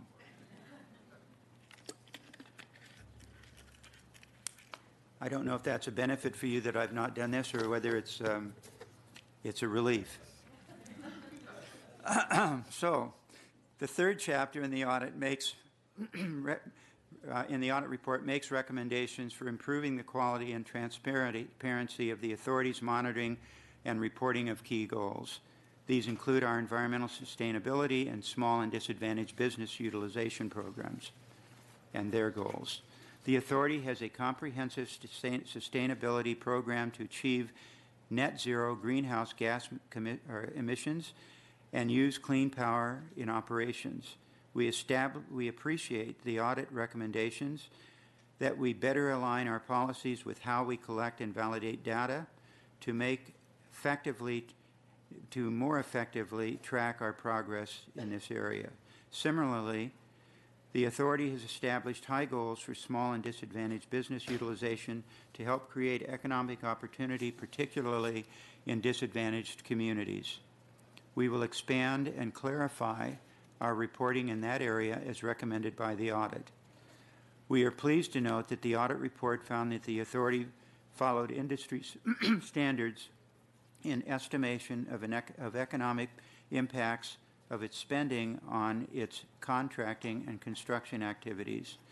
The report noted that they are not substantially under or overstated. In closing, we believe that this audit, as requested by Assemblymember Patterson and Senators Bell and Arambula, and prior audits, have assisted the authority in improving operations and making our work more transparent to the public. We look forward to implementing the recommendations of this current audit to strengthen administration of the program as construction continues on this transformative project in the Central Valley, and as the bookend projects advance in Northern and Southern California, including the Caltrain electrification project in the Bay Area and the upcoming Link-Us Union Station project in Los Angeles.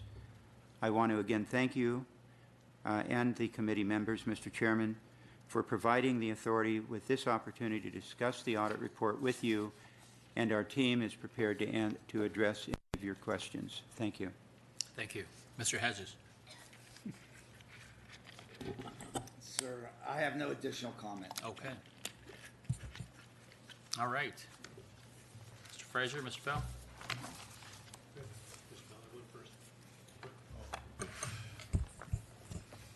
Okay, we saw the report. How many additional project management team, how would you structure and create a project management team as recommended in the audit? How would you do it? Tell me what your structure and how many people you would need. Have you created a model that you could share with us, a specific model to manage the project adequately?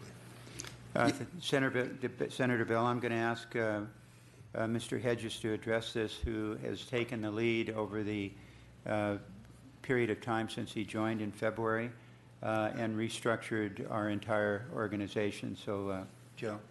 Yes, sir. Going back to Mr. Kelly's testimony when he was here in April, he basically referred back to the 2018 business plan. He cited basically in Chapter 4 three critical elements. One was basically that of leadership. As a result of that, we brought in some key personnel. I get referenced as being one of them, but I'm very humble here, you know. But we rearranged the whole organization to transcend it from what was defined as a planning organization to predominantly a program delivery organization with emphasis towards that delivery. As a result of that, what you'll see throughout the whole organization is an emphasis now. No, you have to show me. Yes, sir. You got to give me the structure. We have that structure, sir, I want and then to it's see reflected in the PMP, which is the program management plan, which was just written and approved.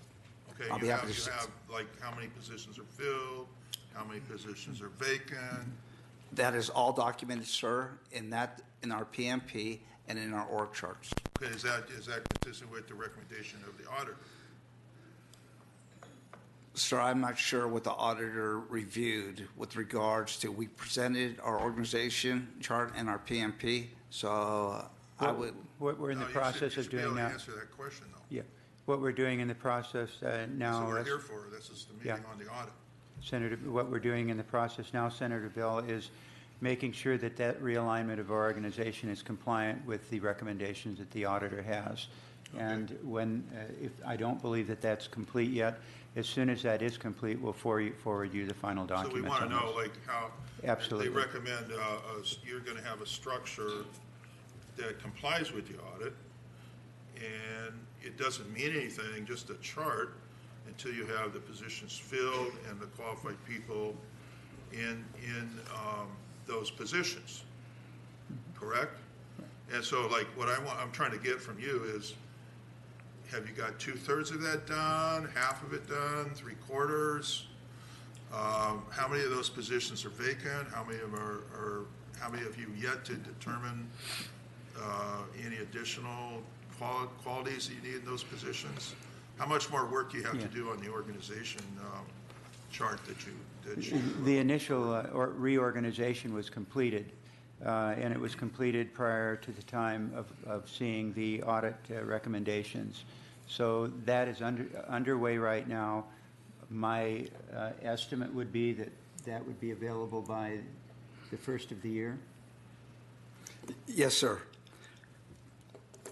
Currently, right now, we have 38 vacancies, right? 38? Yes, sir. In what kind of categories?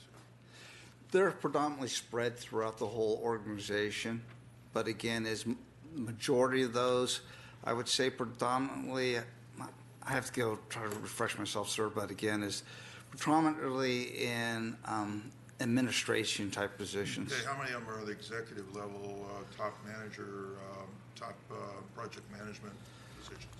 Sir, I have to get out the org chart. Okay. Let's get back to you on that. Okay, so that's the kind of stuff I want. I want to get into, I'm like, I want to see who's in charge, what they're managing? Do you think that there's a difficulty in hiring qualified staff in terms of the civil service, or what barriers do you have to overcome regarding that particular issue? Senator Bill, I think that just based upon my own experience, and especially with finance and audit over the last several years, we've always ended up perceiving that there's a difficult time in hiring. Why? It's interesting. Whether or not it's endemic statewide, what we are told is that our vacancy factor is about the same as other agencies, which isn't acceptable to me and acceptable to our state government. That's right. Okay. Yeah. So, if we have 214 positions, I'm questioning on a reasonably frequent basis, why aren't they filled? And basically, what we've concluded, they're not filled, but we are basically consistent with other agencies in the state, which is an unacceptable answer to us. How we reallocate positions into others that we find more critical is the question that we've asked, for instance, in contract management. So I'm not suggesting that there isn't talent in the state. It's whether or not we can adjust how the positions that we have were designated, if we can reallocate those positions to areas that we feel are more critical to the fulfillment of the project. So you're in competition with all these other people that are hiring people, kind of, but you have a unique job, which is kind of like if I was an engineer or a project manager, I certainly want to have this job on my resume. I mean, I think we have some attraction. But the question is, do you have to, when you say the civil service, does that include the same salary level? And is the salary Yes. level an impediment because it's so low? The state salaries are way lower than municipalities, local governments, transit agencies all over the state pay We have right far now. more than like a Caltrans director gets the same pay as a mid-sized city and my public works director in my area. So can you? We currently have, I think today we have 49 contract managers. Okay. Every contract manager we have is a state employee. Okay, good. Okay, I think this is an important issue. If you want to ramp up fast and get the positions filled, you have to Yeah. pay them adequately, get them competitive. You know, if we're going to have a civil service, I think the idea of having the auditor's recommendation, having a team that has continuity, that sticks together, that becomes the knowledge center of the project in terms of managing and constructing the project. Having that knowledge center is so important in completing a project on time and on budget. So if you can't do that because of the competition on the salaries, that's an unfair barrier for you. And I think, to me, that has to be addressed. In agreeing with the recommendation, we want that team to stick together throughout the project. So I think you should think of ways to accomplish what I'm trying to say in terms of making those people stay and become the knowledge center and urgency center for the project. Sure. Yes, sir. You can't just keep hiring consultants because they come and go, they'll leave, they have new people, you don't control it. I think the auditor was correct. Cause less of a sense of urgency on the project. It created that sort of you didn't have the sense of urgency maybe you needed. Mm-hmm. If you have a team, you can have a sense of urgency if you create a good team with good team leaders. All right, sir. I don't have any other questions. I think this is a very important structural thing, and it's probably the guts of the audit, in my opinion. Chairman Frazier. Thank you, Mr. Chair. Mr. Richards, thank you for being here today. Thank you, And Mr. Joe, Chairman. thank you also. Yes, sir. I had the pleasure of a tour being provided by Joe down in Fresno area, and my whole committee came down, committee staff, to take a look at it. And I was down there a couple years ago during the process too, so I appreciate his willingness to take a day out of his time and show my staff what's going on in real time. Mr. Richards, in your opening statement, you said your decision to start construction was a deliberate, well-thought-out decision. Yet in the audit quotes your chief engineer saying a motivating factor was the desire to show progress because outside groups were trying to stop the project. Can you explain this disconnect? I'm not, I wasn't at that interview with our chief engineer and the auditor, and I don't know if it was captured the way he intended it, but I can't tell you it wasn't. I can tell you that the decision that was made by the board was not in response to an overriding sense that we had to show progress. The decision that was made by the board was captured in the overriding concern about doing the right thing, and faced with the loss of $3.5 billion of federal funding. So looking back on that decision that you made now, the public perception or the optics that it was a mistake based on the ability to get right-of-way and whatnot, what changes have been made? Well, Mr. Frazier, when I go back and I look at all the numbers, we got $3.5 billion from the federal government. And I look at what has happened in terms of costs. A lot of things that are being considered cost overruns are really undefined at the time scope, which was unknown. Yeah, primarily in the areas of third-party and right-of-way, among a couple or three others, which turns out to be the bulk of what the issues are. But those costs, if they had been able to be defined at the outset, would have been included in the costs, as opposed to the characterization that they're overruns. We knew they were there. We attempted to provide for them with provisional funds and contingency. We clearly underestimated both contingency funds and provisional funds. And as the contracts and the agreements with our third-party partners, as well as utility relocations, became more clear, we incorporated those in the 2018 plan.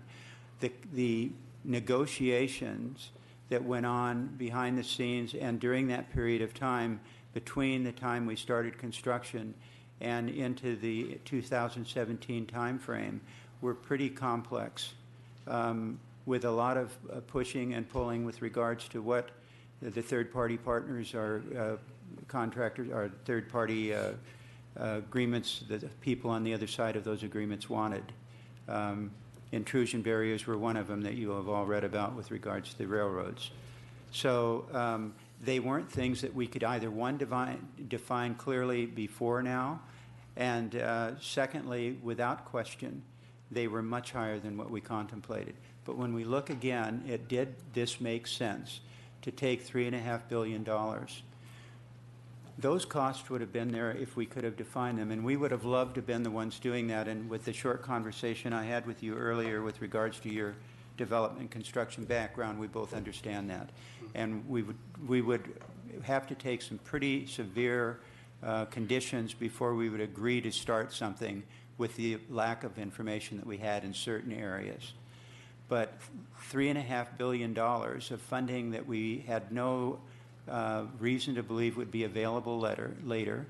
How I look at that right now, we've already expended $100 million in delay fees with one of our contractors. We think that we are likely facing maybe as much as $350 million more in delay costs.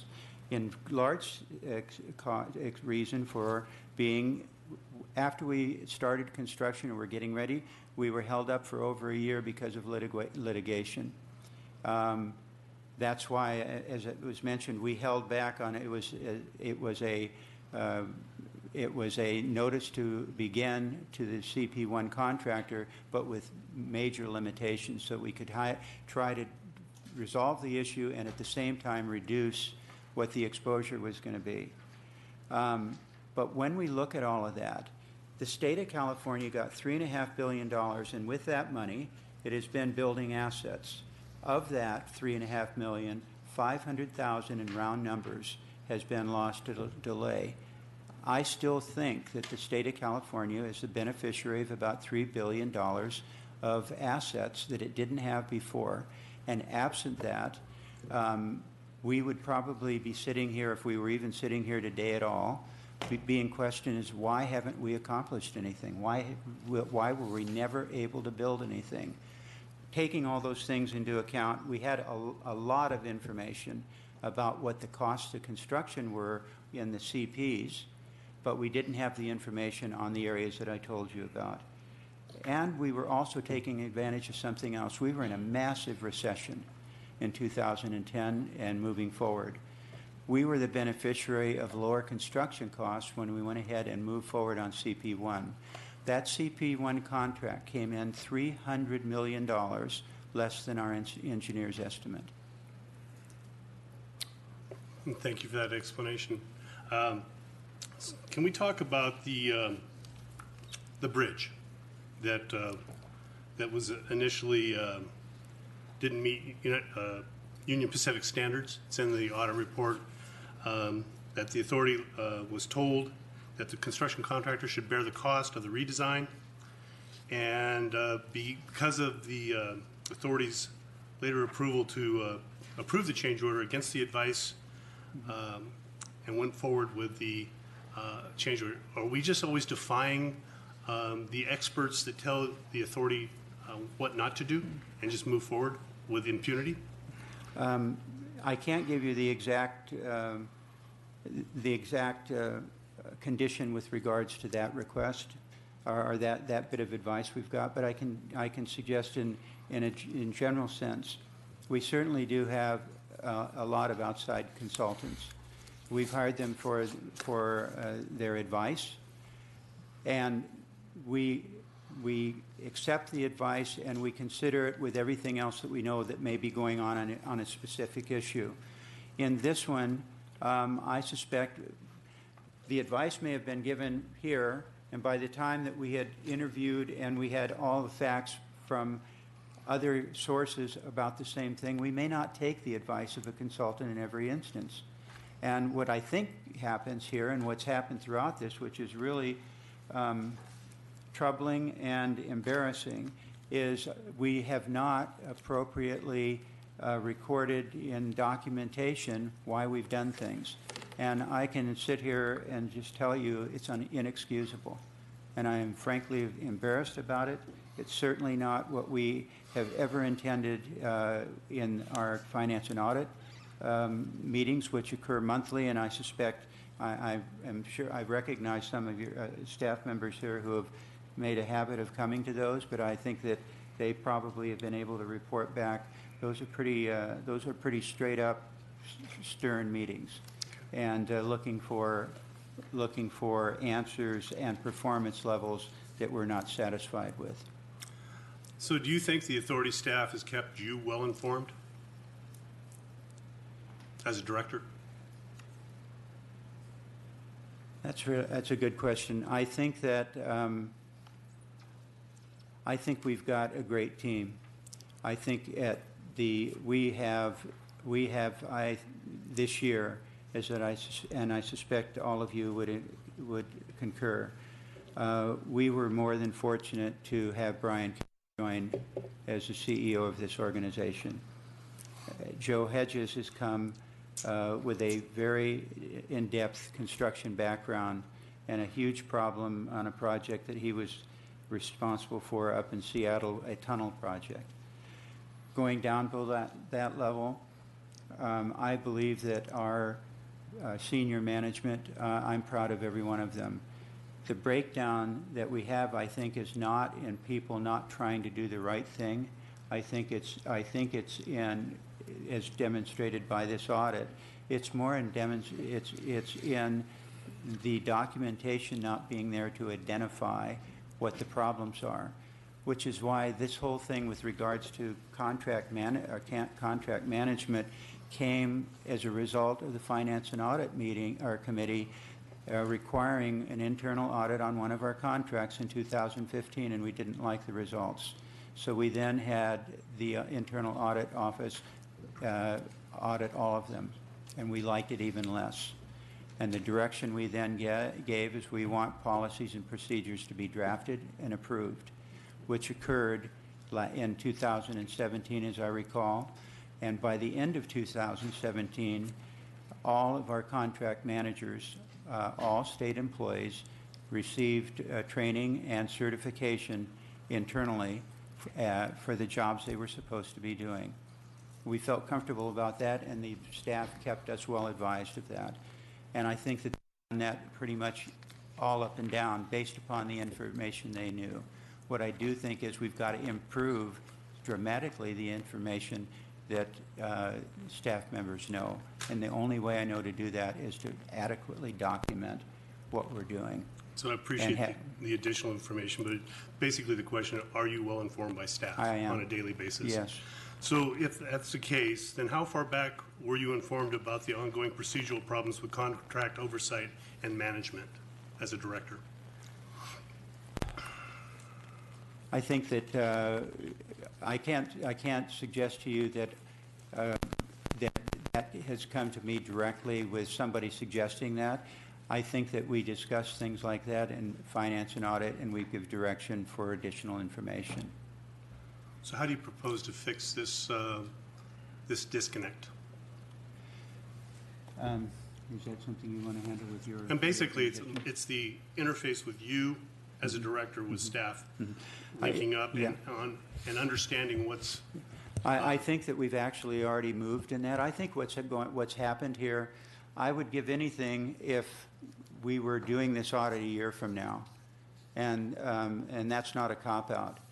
But pretty much everything that I have seen incorporated in the audit, and all of which I agree, are things that we have looked at to some great extent internally with our own internal audit and through Finance and Audit.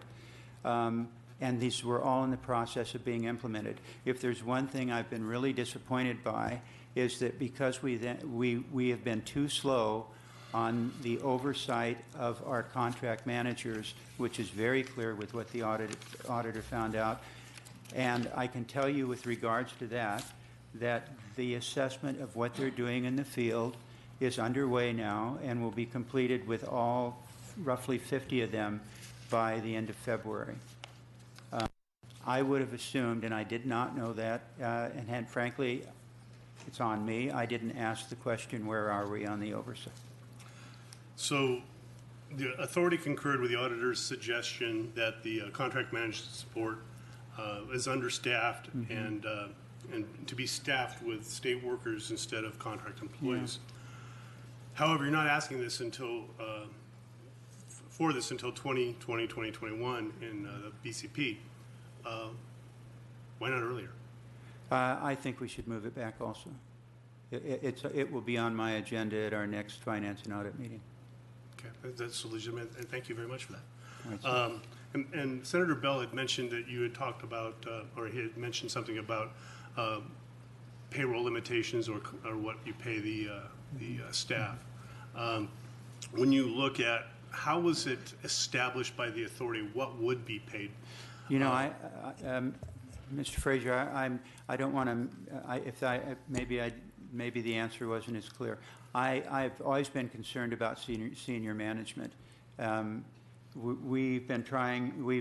We've hired people in senior management positions to run a $77 billion project that, through the process. And please don't take this personally, but through the process of trying to find candidates for these positions. I mean, we would generally have a very difficult time finding people who would be willing to work and run a project like this for the amount that they're being compensated, as opposed to the private sector. When you get below that level, I don't think the challenge is in I must tell you, I'm not quite sure what the challenge is, why, if you've got 214 positions, why you don't have all 214 filled. And you probably know more about that than I do. I don't, but that seems to be endemic in the state. Well, I know that you brought Brian Kelly over, and his pay is $387,000 a Right. year. So I'm wondering why it would be a problem to pay construction managers who are boots on the ground in the field doing the people's work, basically. I think that unless they are appointees by the governor, I think their compensation is subject to the payment scale of state of California employees. Okay. I think that might be, if it is and has been, a hamper to oversight of the project, the $77 billion project, now over $100 billion project, that I think it should be addressed, and it might have to be addressed through legislation to work towards somebody that can actually be the watchdog for the people. I tell you, I really like the idea. The other thing, if you could do one other thing at the same time, would be to find, to help us break through the cap that we've got that we can pay for administration. Well, and again, I've begged to be a partner with the authority for years, but I only get trickles of information. Sure. This is the first time you and I have ever met. We have. And I've been the chair for 3.5 years. And so I think that what we need to do is better partner with the legislature and not create this wall of secrecy that goes on, because I only get information in just dribbles. And I think that has to stop also. I think the Inspector General that we did in the Caltrans component of SB1 is absolutely imperative that you actually have somebody that you answer to, because there's no accountability and there's no punitive actions that go on. Nobody gets fired, as Mr. Marisucci, the chairman of JLAC, is denoted today. Your authority has gone on with whatever they wanted to do without any oversight from this body. So and we appreciate the oversight. Your idea. we are the funders. Yeah, I mean, if you can make the IG thing work, you're going to have a lot of happy people at the authority. Mr. Chairman, I'm going to give my time to the next member. Thank you. Thank you for your answers. Mr. Patterson. Great, thank you. Three quick areas. You're going to have to explain to me the future potential change orders of $1.6 billion for a 119-mile segment. That appears to me to be a huge bump, and that's future potential. In other words, that's just an estimate. Why isn't it going to get bigger? And why is it so big now?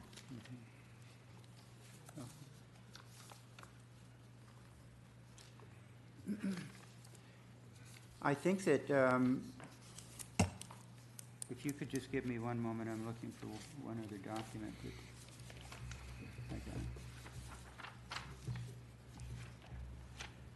I think that with regards to the costs that the auditor is using, Mr. Patterson, we come up with the same costs. It's how we are classifying the costs and I would only say this: the auditor hasn't had an opportunity to even look at anything that I'm just saying. So it's not that, I'm not suggesting that the auditor would agree or disagree. But I think that what we've looked at and what we are looking at is that the start number that the auditor used did not include some things in addition to what actually is the CP contracts. We've got CP 1, 2, 3, and 4.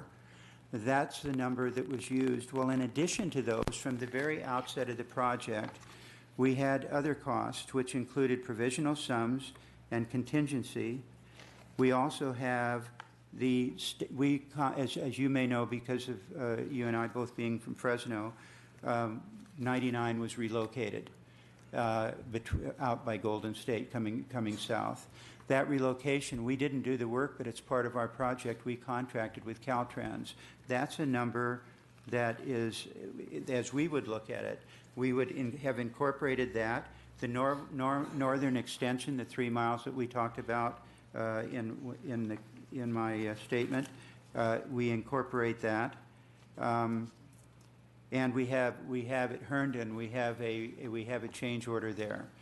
But when you take that into account at the start point, what we have is as we see it, the future work that I think the auditor is talking about. We're seeing that as about not $1.6 billion. We're seeing that as about $740 million, because these other costs have to be captured from back before that, because they weren't overrun costs that aren't captured at the outset, and we did have those captured in ours. Okay. We've heard testimony that you concur with the audit, but I just heard that you're not concurring with the audit. I concur with the total cost. It's a matter of how you classify the cost. Okay, let's move on to the deadline issue and the clawback issue. Okay.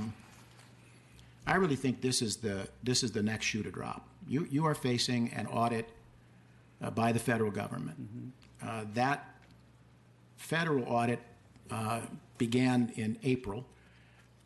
We think that it is proceeding, and we may have some results in several months. There are explicit in the audit real concerns about, number one, the early use of the federal money. Mm-hmm. With all due respect, sir, it sounded like your testimony here was prepared by a lawyer anticipating the feds going over your shoulder.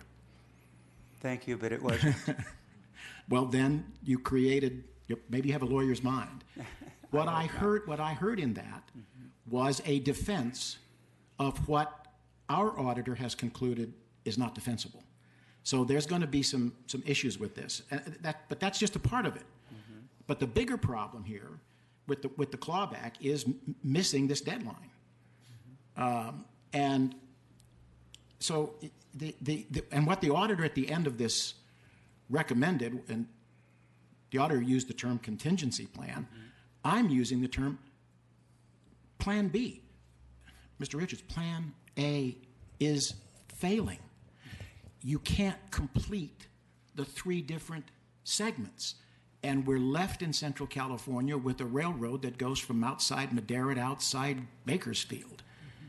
Mm-hmm. And if you can't bring it in on time, that clawback could be the $2-3 billion that you say we so fortuitously got paid to us. And so I'm asking you about your concern over the federal audit.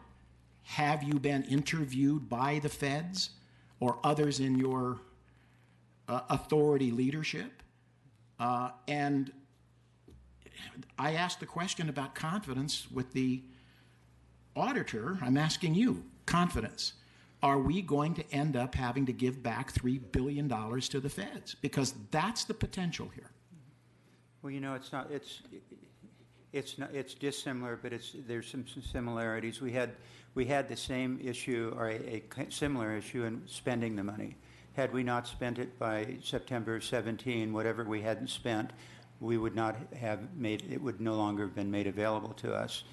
We focused but sir, that is use it or lose it, and you knew going in that you had to do it, and you made a calculated decision to do it. You did it back without reporting it to us. We had to find this out. Mr. Kelly had to come in and say, we made this terrible mistake. We're not going to do it again.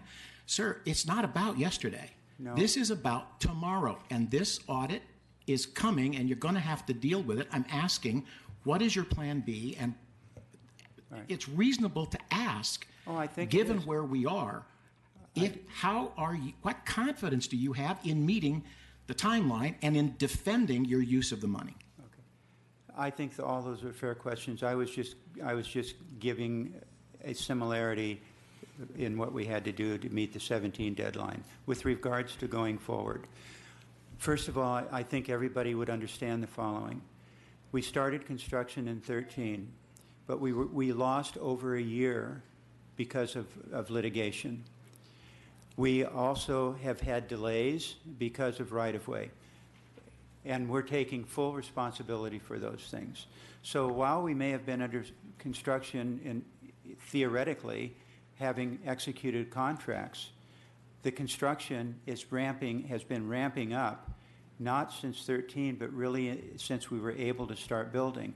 So as we have now, we've got 77% of the right-of-way, 1,400 and some parcels out of the 1,800 that we need for that 119 miles. What we've done, as you pointed out earlier too, Mr. Patterson, with, I think you did, with some construction here and some construction there and nothing in between, that was by design, because those parcels that we're building on were called priority parcels, because those are in the areas where you have the most complex construction. Takes the longest period of time.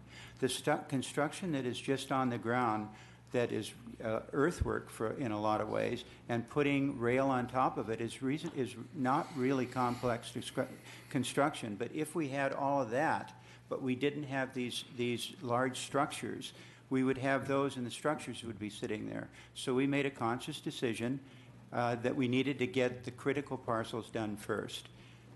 So I have a belief, and I think a realistic one, that you will see, and it's already been occurring, that our rate of construction spend is increasing. What we will do by next March is we will have your Plan B. We're working on it right now. And what Plan B will meet. One alternative with Plan B is likely going to be, as you would guess, going to our federal partner, the Federal Rail Administration, and talk about an extension. I don't think today, as I'm sitting here, that I think an extension is going to be necessary. But I want to plan for, or the authority would want to plan for, what if it becomes necessary. We're not going to sit and wait until 2021 to figure out how to deal with it. So tunneling through the San Gabriel Mountains and through Pacheco Pass is not complicated, expensive, and could blow this whole thing up? I mean, honestly, you're saying you're building on two ends. There's no connectivity that I can see that you can possibly put money into and have it be done. And so I still come back when I say Plan B. Yeah. What is Plan B when you can't complete the segments? Well, what Plan B is how do we ensure that we have spent the money and we've spent the money and completed the work for the 119 miles by 2022. It's not drilling through any Pacheco Pass or any of those things. That's not under construction with this money that we've got right now. We've got to build 119 miles with the funds that we're given. Do you concur then that you don't have the money to complete?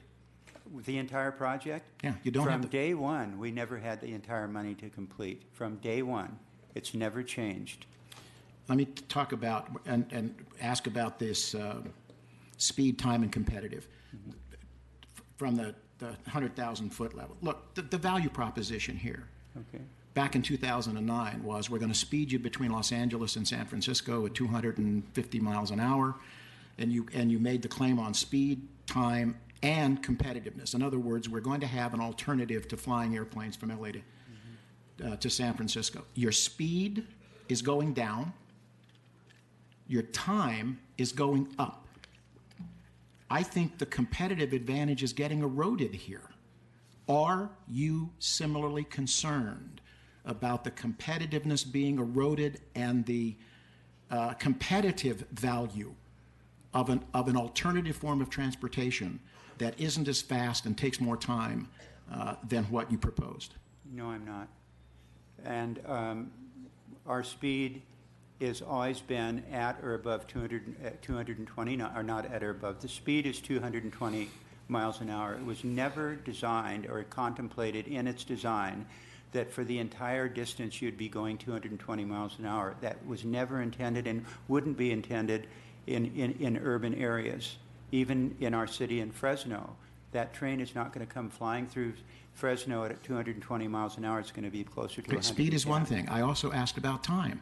Okay. If you blend and slow down, your time en route is going to go up. Every design decision we've made for the 8 years that I've been at high-speed rail is with an absolute focus on how many hours, minutes, and seconds. We, I think right now, are at 2 hours, 36 minutes and 40 seconds. We have never been above 2 hours and 40 minutes, which is what's required by Proposition 1A, and we've never been much below where we are now. Every decision we've made, and especially as we look into blending, is can we blend and save the taxpayers of this state money and still meet the requirements of Proposition 1A? And we are still today on track to do that.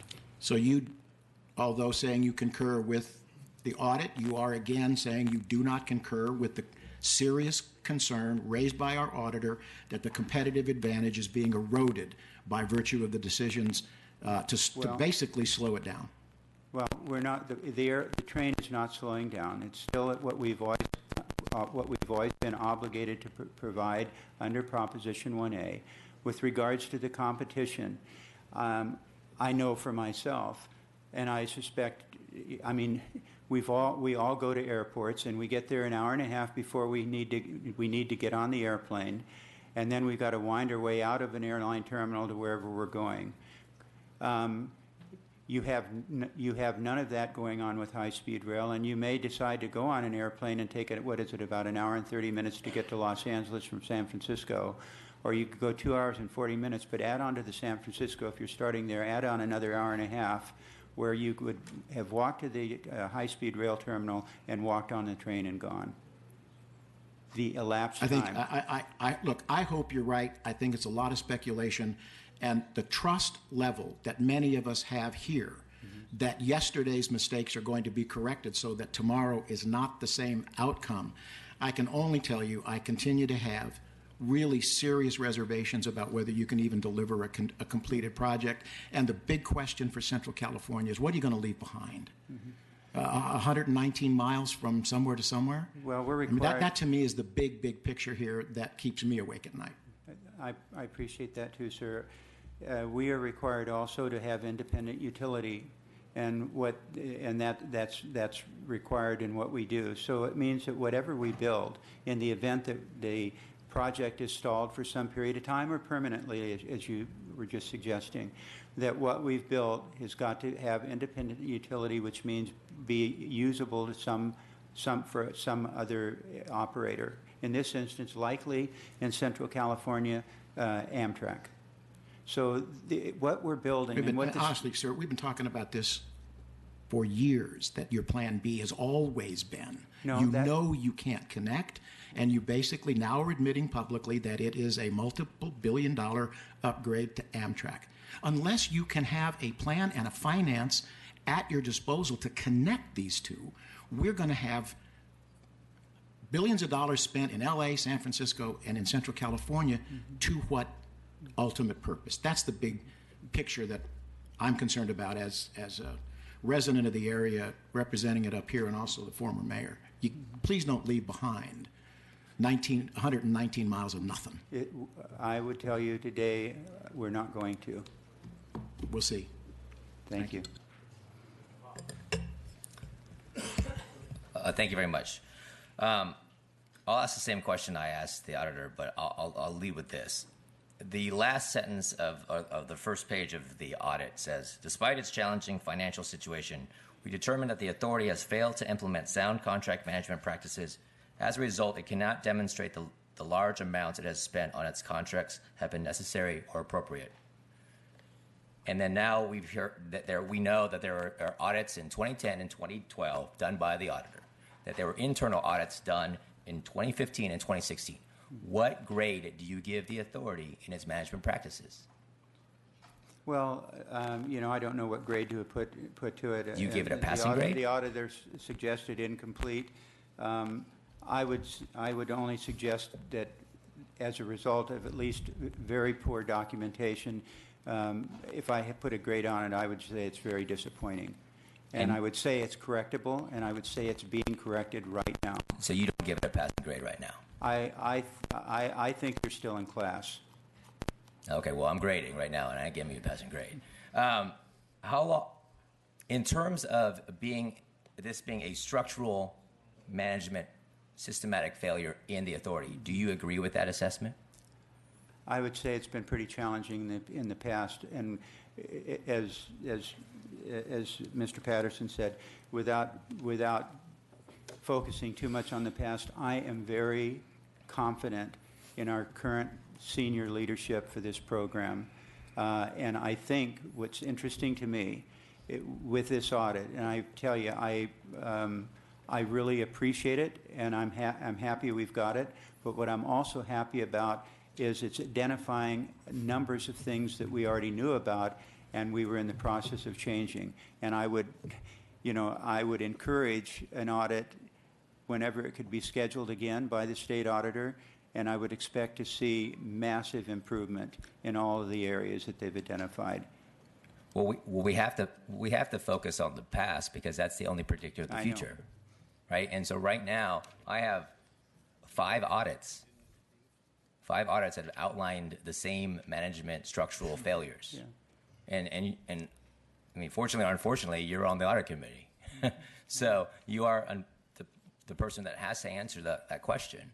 Yeah. And so, from that standpoint, you know, Californians are rightfully upset at what's happening, and if it's a systematic structural problem, then throwing more money, which I must remind you, is not your money and it's not our money.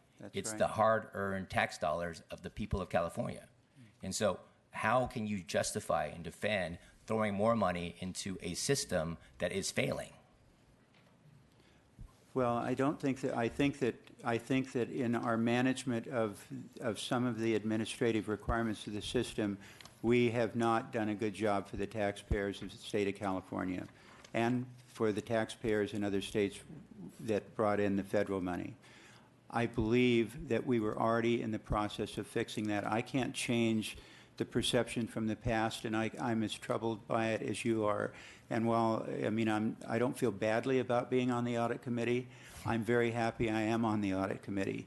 And that's why in 2015 and 16, when we required those audits, we did that because of concern, and we were working on it through 2017 and put in place at least the policies and procedures, which are far more than the state's SCM. We have 18 specific policies that we've incorporated in it. I think that what the only challenge is here, and it's very hard to overcome perceptions from the past, but what we are doing today and in the future is what you would have expected to see before. In terms of funding, and maybe Mr. Hedges can answer this, how much money have you secured? Sir, can you ask that question again? How much money do you have? How much money? How much money does the authority have to build? How much money do we have with regards to build this project? Mr. Fong, what we have is we have all the money necessary to complete the 119 miles. How much money is that? The entire project it's with regards to Central Valley.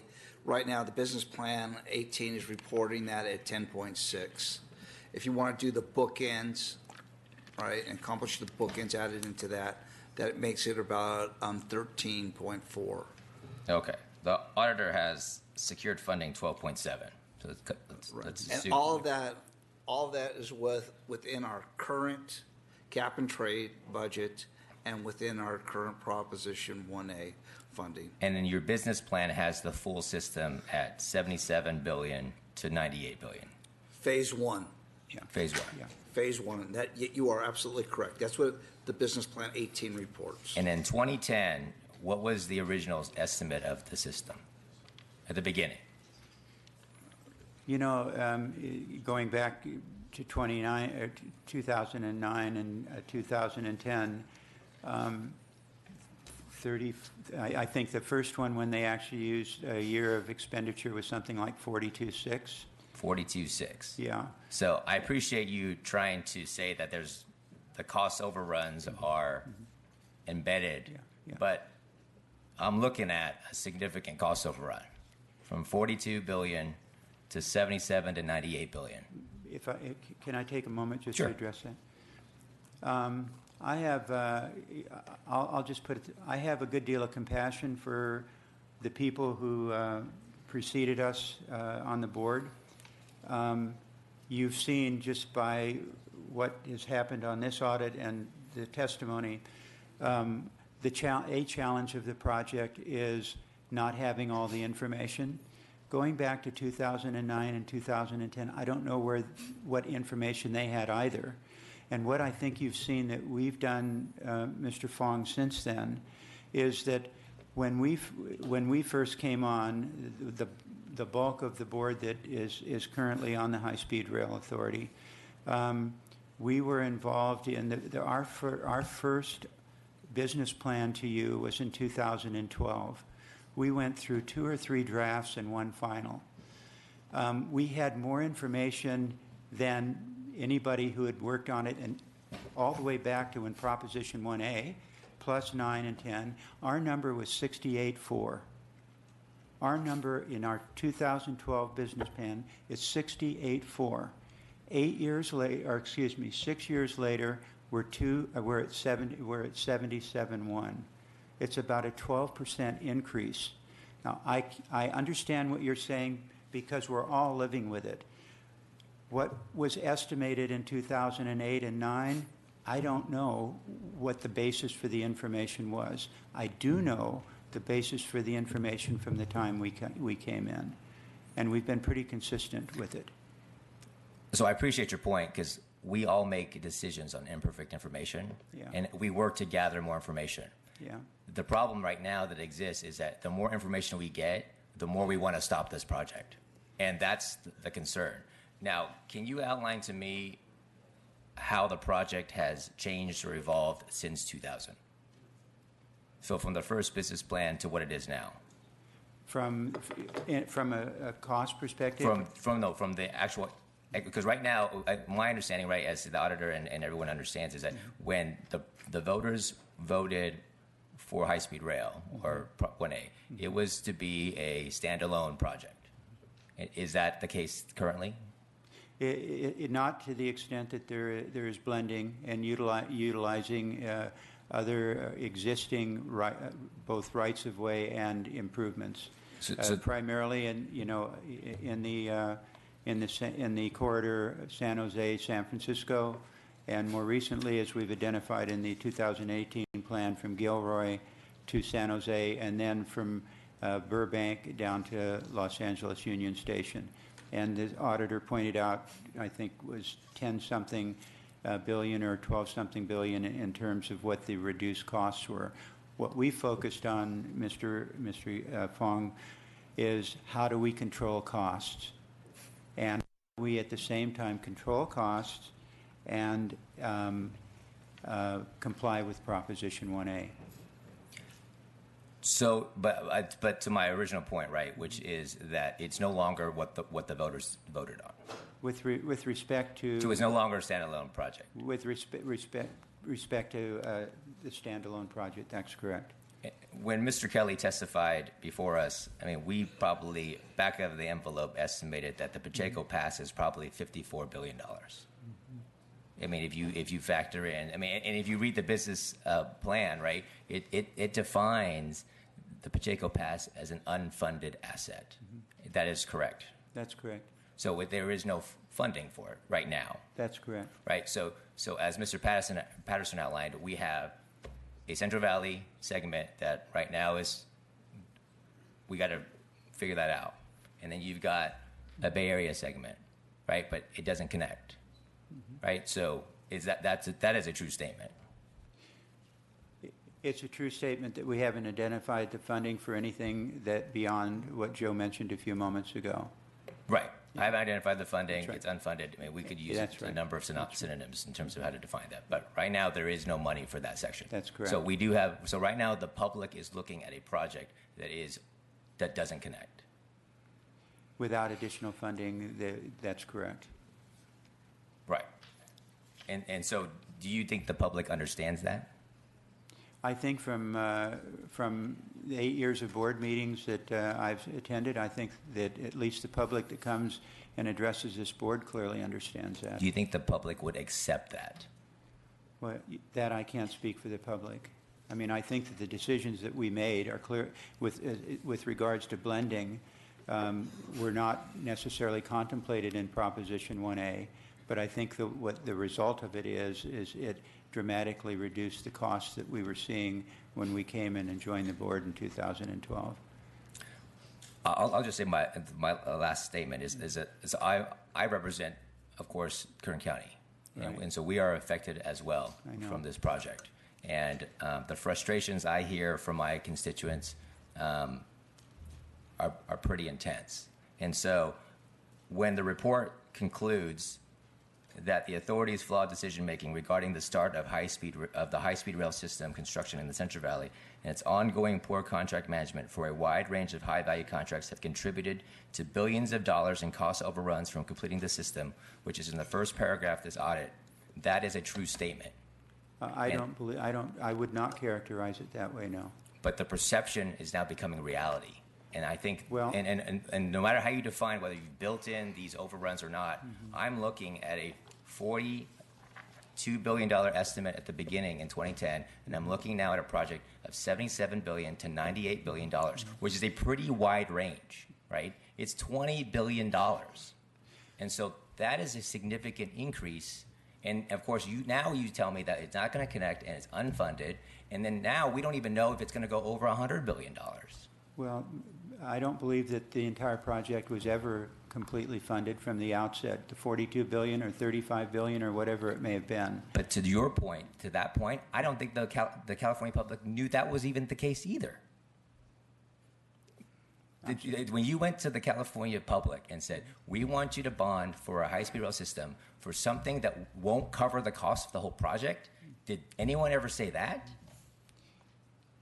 It was before my time. I really can't answer the question. So I just like this. I mean, I know it's your first time testifying, and I hate to be a little hard on you, but I mean, these are real concerns.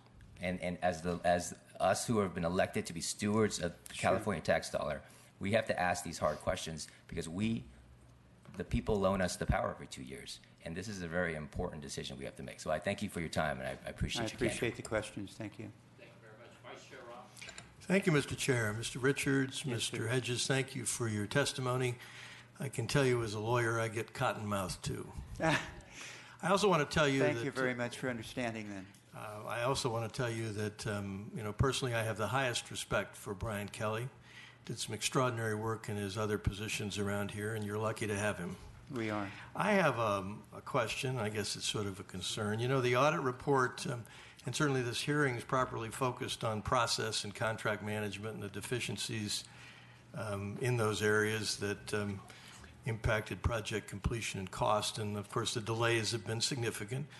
And from the perspective of some of us, the cost increases have been breathtaking. But I want to step back and ask a question, but first set the stage for my question. You know, it's my understanding that modern-day high-speed rail probably dates back to Japan, maybe in 1964 before the Olympics, and then followed by Italy and France. That's almost 50 years ago. And it's also my understanding that at least some form of a high-speed rail system was operational in Germany as early as 1933, maybe from 33 to 39, and that's certainly over 80 years ago. So this is not a new technology, at least at its basic form. And when we talk about projections for completion of phase one of 2033, maybe later, maybe much later, maybe 2050, given all that, and given the extraordinary speed with which technology is changing with respect to transportation and the transportation of people from one place to another, whether we're talking about autonomous vehicles or Hyperloop transport, and I guess this is my question. Has anyone inside your organization or outside your organization, to your knowledge, taken a step back, climbed up to 30,000 feet, and reassess the continued viability of the concept of a high-speed rail system in 2033 or 2050 or beyond? Because $77 billion is a lot of money, and it's probably not going to be the end of the question because we've got a phase two. Or have we simply been on autopilot since not a criticism, but simply been on autopilot since 1996 or 2000 or even 2008 with respect to the concept. Yeah. Well, the autopilot never got engaged on this, fortunately, but we pay attention to what appears to be going on, at least being considered, potentially developed, and that sort of thing. What we also notice is that what is actually being built around the world continues to be high-speed rail. It's a proven transportation alternative at speeds that are greater than any other form of surface transportation. And while we read also about Hyperloop and Maglev and all that sort of thing, we don't simply take a position that it may not be viable at some point in the future. But what we're doing is we don't see in the near term or during the life of a high-speed rail system that's just being built that it is necessarily going to be surpassed by other forms of surface transportation. And it certainly looks as though it meets perfectly the requirements of a state geography similar to what we've got here in California. Well, I understand that's the High-Speed Rail Authority's view and the board's view, and I'm sure you talk about it.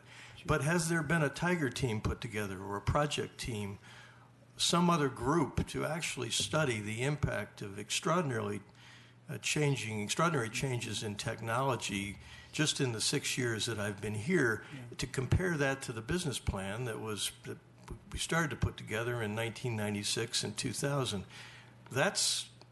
96 is a long time, and 2000 is rapidly approaching 19 years. And I'm just wondering if anybody has really taken this thing down to the roots and taken a look at it, or are we simply moving ahead because we've spent whatever it is, $2.6 billion of $3.5 billion, and we need to keep marching on, or we have to consider what the off-ramp is or how we pay it back? Is that a fair question? I think it's a fair question, and I am not aware of a Tiger team having been formed. What I have thought about with regards to this is that whatever the form of transportation may be, with however technology changes, one thing that is a asset that survives all of that is the right-of-way that the state of California and it has and the taxpayers have paid for. Whether that right-of-way at some point may support Maglev or Hyperloop or some other form of transportation, I really don't know. But certainly it's an asset that is not a lost asset for the taxpayers of the state of California.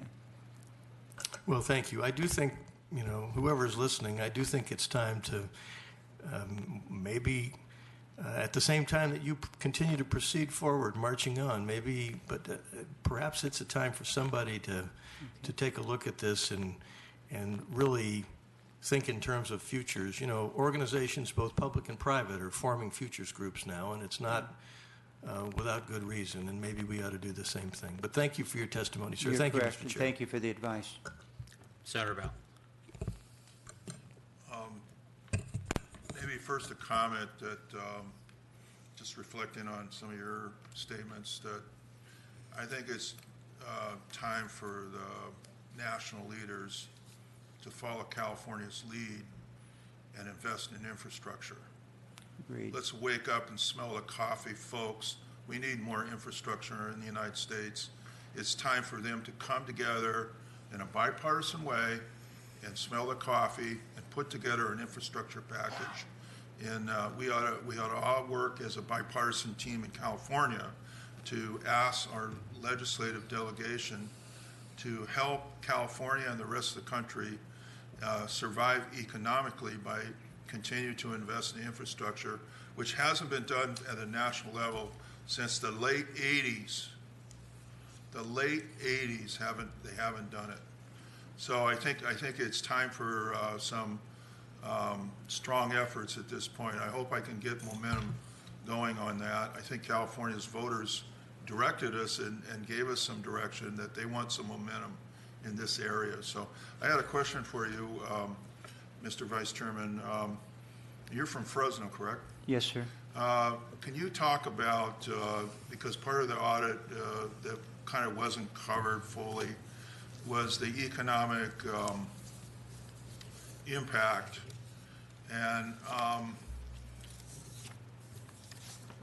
I really want to see a connection between Silicon Valley and Fresno and the Bay Area. I think it would have an strong economic impact both ways. I mean, you have one of the greatest universities in the state. It has one of the best engineering schools, computer science, unknown because perhaps of its isolation from other parts of the state, but unknown. Fresno State has a wonderful higher education system there. And I know that people in Silicon Valley want to connect with Fresno because, quite frankly, people are almost living in Fresno and commuting to Silicon Valley as we speak. And we would like to see some of the commuters maybe go in the opposite direction, okay, if we had some of the companies make investments. Can you talk about the economic potential impact for the Fresno metropolitan area of the high-speed rail? And you know, we didn't study that fully in the audit, but that was a directive of the audit to have that considered, and it wasn't quite done. So can you, from your experience Sure. as a businessman in Fresno, give us some perspective? Yeah, I'd like to do that. Thank you, Senator Beal. I'm sorry I keep doing this, Senator Bell. Just a couple of quick facts. Oftentimes people who aren't from the Central Valley don't really realize what the population is there. We've got in the 8-county area, we've got about 4.2 million people right now. By 2060, it'll increase by 50% up to about 6.5. In terms of economic impacts, both statewide and for the Central Valley, and then I'd appreciate the opportunity to say what I think it's doing for the Fresno community. For the reporting period ended December of 2017, the statewide, it's represented investments of $4.15 billion. In employment statewide, there's been approximately 36,000 job years created, and the economic impact across the state about $6.4 billion. In the Central Valley alone, of that 36,000 job years, 14,100 of them are right in the Central Valley, in and around Fresno. And the economic impact already has been over $2.5 billion, and that's going to grow dramatically as we finish this 119 miles. From the perspective of a community, that I only hope that everybody has an opportunity to have gone there more than once, hopefully, and got to know it a little bit. I've been there, unfortunately, every time San Jose State plays Fresno State.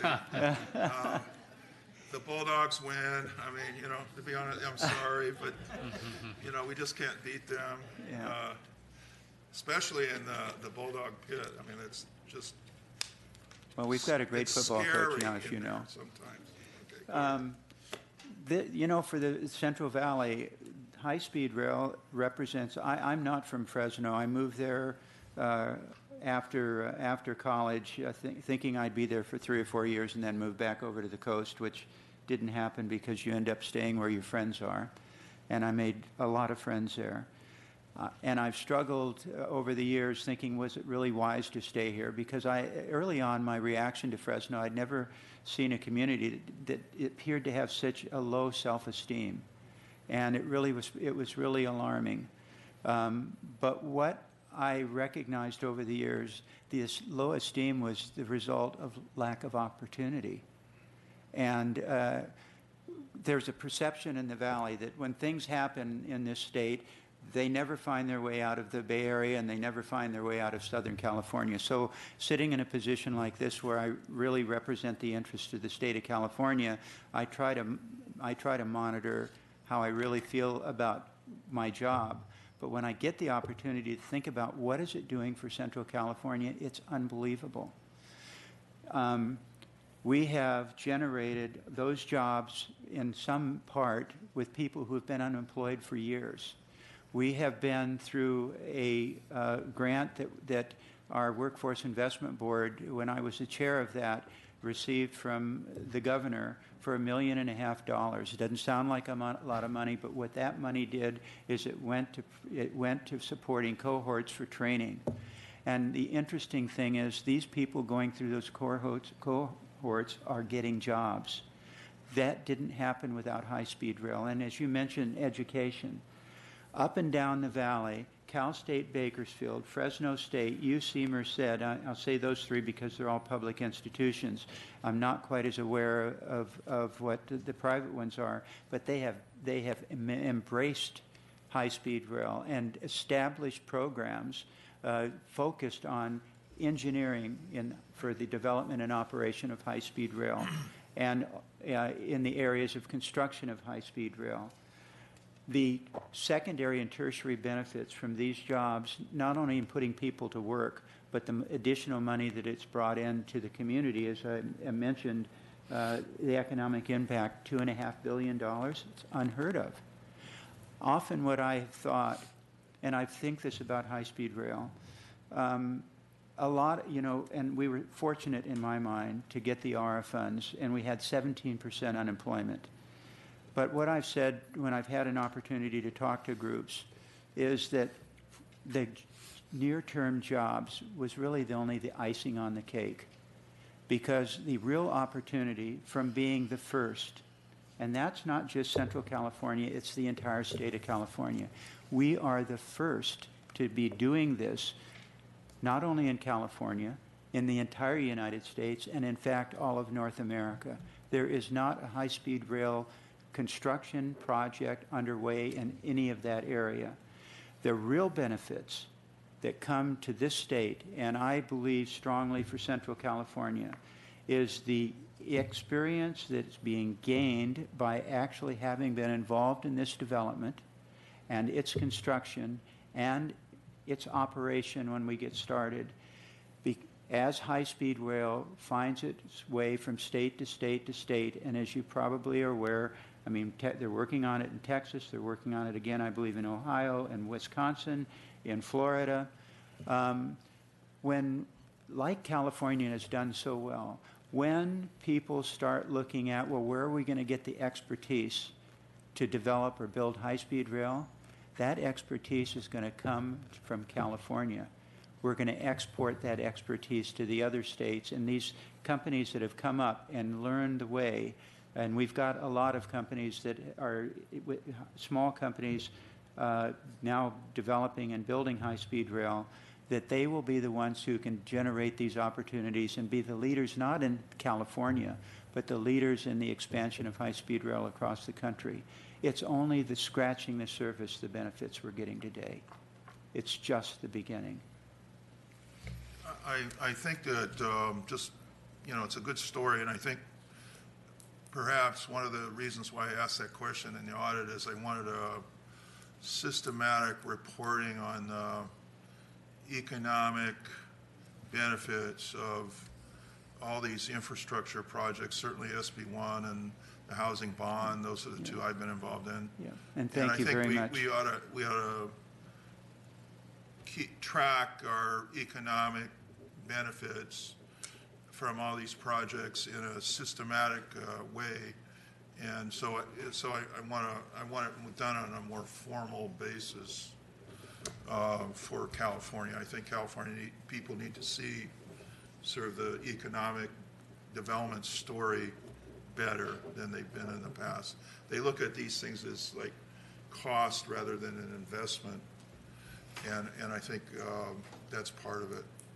So do you have any comments about like vision-wise after high-speed rail is built, just so I could tell my people in San Jose how Silicon Valley and Fresno, what would happen in terms of the synergy between the two areas? Yeah, you know we've always wanted in the Central Valley. We just have wanted a chair at the table, the economic table of California. And one of the biggest challenges the Central Valley has had, and specifically Fresno, is just how difficult it is to get there if you're dealing in some sort of a business environment. Airline transportation is not the way it used to be, as we all know.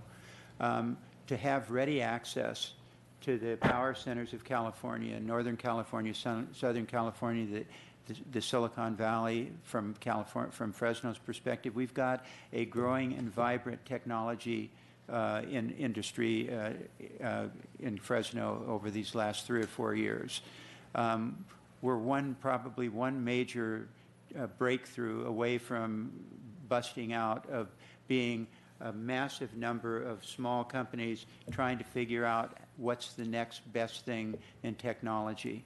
And what we believe is that, as you pointed out, Senator, it's not just what the Silicon Valley, for instance, offers to us. It's going to be what we can offer to them, and we become viable players in that when we've got ready access to get to other marketplaces, which we've really not had ever, with the exception, as in the years I've lived there, with the exception of agriculture. And agriculture is our mainstay, as you well know. But agriculture cannot shoulder the burden alone. And we are finally building other areas that are going to take on a large part of the economic growth of our area.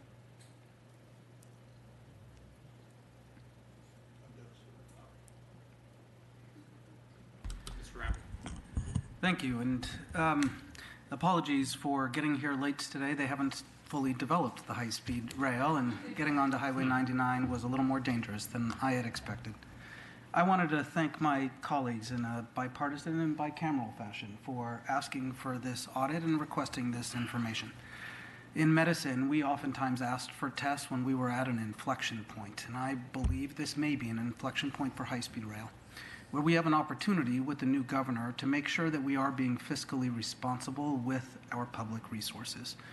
The recommendations from the audit are exemplary, and just wanted to thank the auditor again. She has constantly been timely and professional and does her job well and gives many of us confidence in the results that she puts forward. Really wanted to talk to you, if I could, about the specific suggestion that Senator Bell made regarding the Inspector General and whether or not that would be amenable to the High-Speed Rail Authority Board, and whether quarterly reports seemed as if an appropriate amount of time without being overly burdensome. Thank you, Assemblyman Arambula. I can't, I'm not speaking for my colleagues, but I would say that I know them all pretty well. For myself, I would absolutely embrace the idea. Wanted to talk as well, if I could, about the Senate Bill 1172, which I floor managed, and wanted to thank the author here for carrying it, and wanted to see what those improvements in right-of-way acquisitions, how that would be able to help with this process. It doesn't appear that that was addressed at all in the audit, as it was passed after the audit was requested. But I'm hoping that you can speak to the merits of this bill and how you see it affecting going forward. I don't know if Joe wants to add anything to it beyond this, but I mean, it is, we had hoped for this for a number of years, and we thank you very much for getting it done. It uncomplicates a part of right-of-way acquisition, and it speeds the process. And it gives us the same rights, or I don't want to say rights, but the same authority that Caltrans operates under. And we were for years asked, well, why haven't you got the same ability that Caltrans has to generate right-of-way? It was just not easy. So what you did is greatly appreciated. It will help in the efficiency and the success of our assembly of right-of-way. I'll end with, if I can, wanting to echo your sentiments of looking at this a year from now. And many of us on this dais are going to want to see and ensure that the recommendations of the auditor are completed, and just would look forward to that discussion in that day. But would be remiss if I didn't also highlight the economic impacts that are happening in my backyard. and the benefits that are occurring each and every day because of high-speed rail is tactile. It's changing the way we feel in the valley when you can think about being 52 minutes away from the Silicon Valley.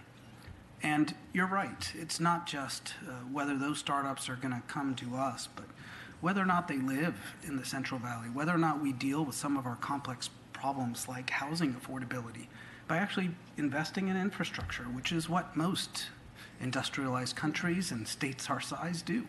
And so I look forward to continuing the success that has started and ensuring that we are being responsible with our public resources. Thank you. Thank you. I think it's my turn. Yes, sir. Mr. Richards, thank you for coming before this committee today. And I want to start off by saying that I agree with Senator Bell and Assemblymember Arambula in terms of the tremendous benefit for this proposal for a valley-to-valley connection that has been discussed. We spent a lot of time talking about not only our transportation needs, but our affordable housing needs. And to be able to expand the Silicon Valley workforce to the Central Valley as a potential commuting workforce, I think, the potential for a statewide economic impact is very clear to all of us. Having said that, I am very concerned with the findings of the state auditor, and not sure that nothing personal, but your testimony here today is gone far in terms of regaining my trust and confidence in the High-Speed Rail Authority to execute this project. That's coming from me as a firm believer in the importance of investing in infrastructure and in the importance of creating jobs, especially in the economically depressed areas of our state. My biggest concern, as I think has been the central theme of this whole hearing, has been whether taxpayer dollars are being well spent, and whether we are doing everything possible to ensure that taxpayer dollars are being well spent. I heard you say that, basically that you're accepting as a representative of the High-Speed Rail Authority that the lack of documentation in particular has been, in your words, embarrassed, inexcusable, too slow with oversight, and that it's on me where, in terms of not asking where are we with oversight.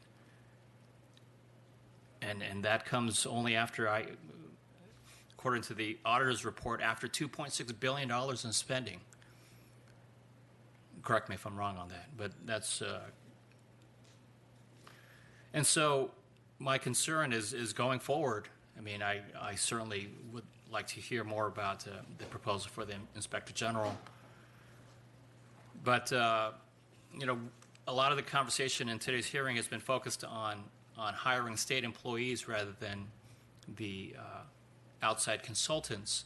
But I think we've also, there's been enough testimony today of the challenges of attracting the talent necessary in order to properly manage the scope of this type of project. And what I'm concerned about is that we're just going to go through the motions. You're going to put the BCP out for state employees.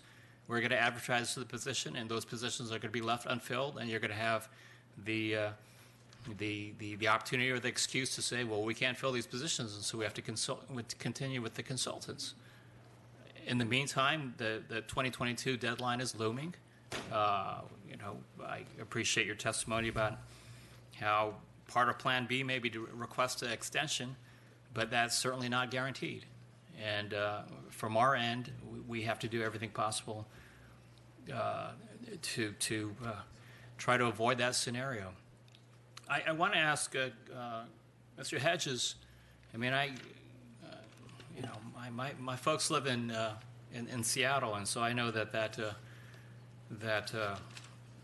project that you worked on up there was a big deal.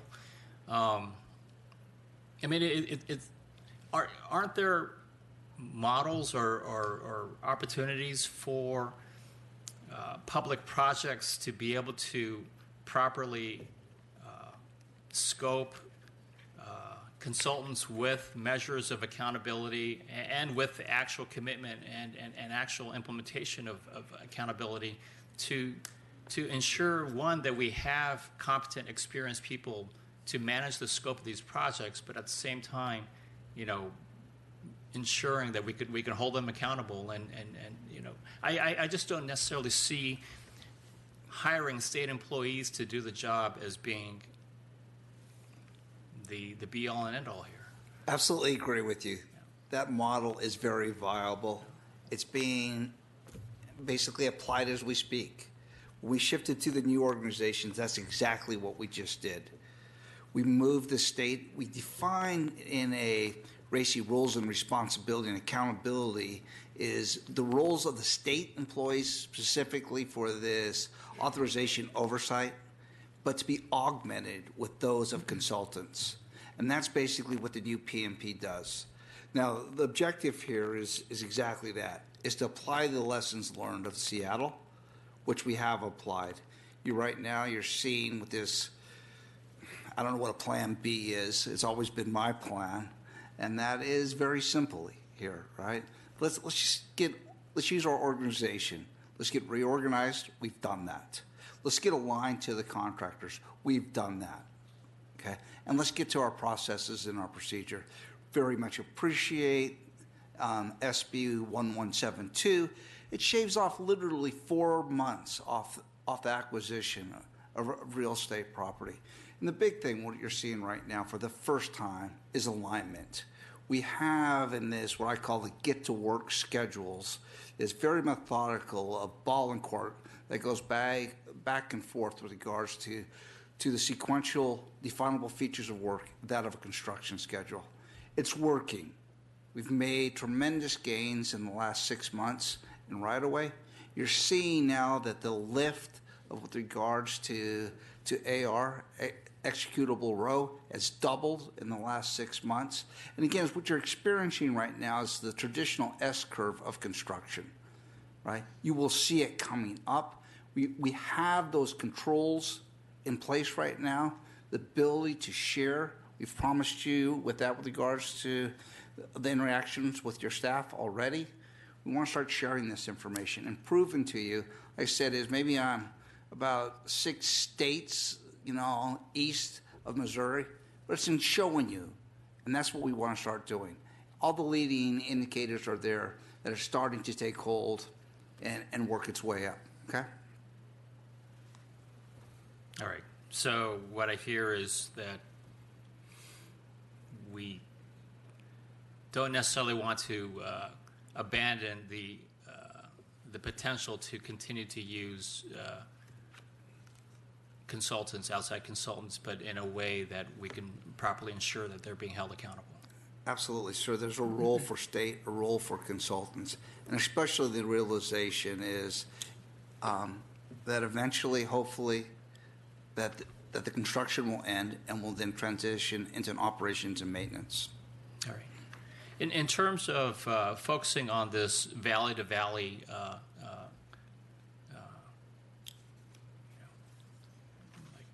image or the goal that Senator Bell and Assemblymember Ramberler are talking about, has the high-speed rail board had any conversations about focusing on that project to complete that first before continuing with the rest of the proposed project?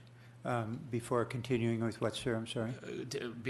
The rest of the original Proposition 1A proposal to connect San Francisco to Los Angeles. That is it. I'm sorry, I'm not understanding the question. Sir, the question is, I can restate the question. I mean, basically, has there been any conversations about trying to focus on completing the valley-to-valley project first? Yes. Yes. and then revisiting the viability of continuing with the rest of the proposed project. I think that exactly. I mean, what we are doing is focusing on completing valley to valley. It has always been the belief that the most important thing that we can do for this project is to get revenue-paying passengers on board. It's one of the strategies with regards to how do we fund future segments of the high-speed rail system by being able to sell by franchise what we're already operating on. So our whole focus is heading from the Central Valley to the Bay Area because it was the least expensive alternative of either going north or south. All right. And I think my last line of questioning is as to my earlier conversation with the state auditor about the state high-speed rail authority holding contractors or consultants accountable for any of the past cost overruns or the project delays.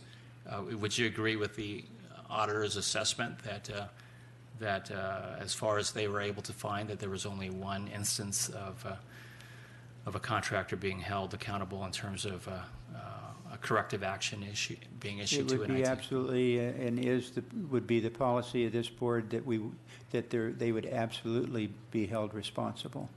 But that's not my question. My question is that would you agree that there was only one instance of corrective action being taken?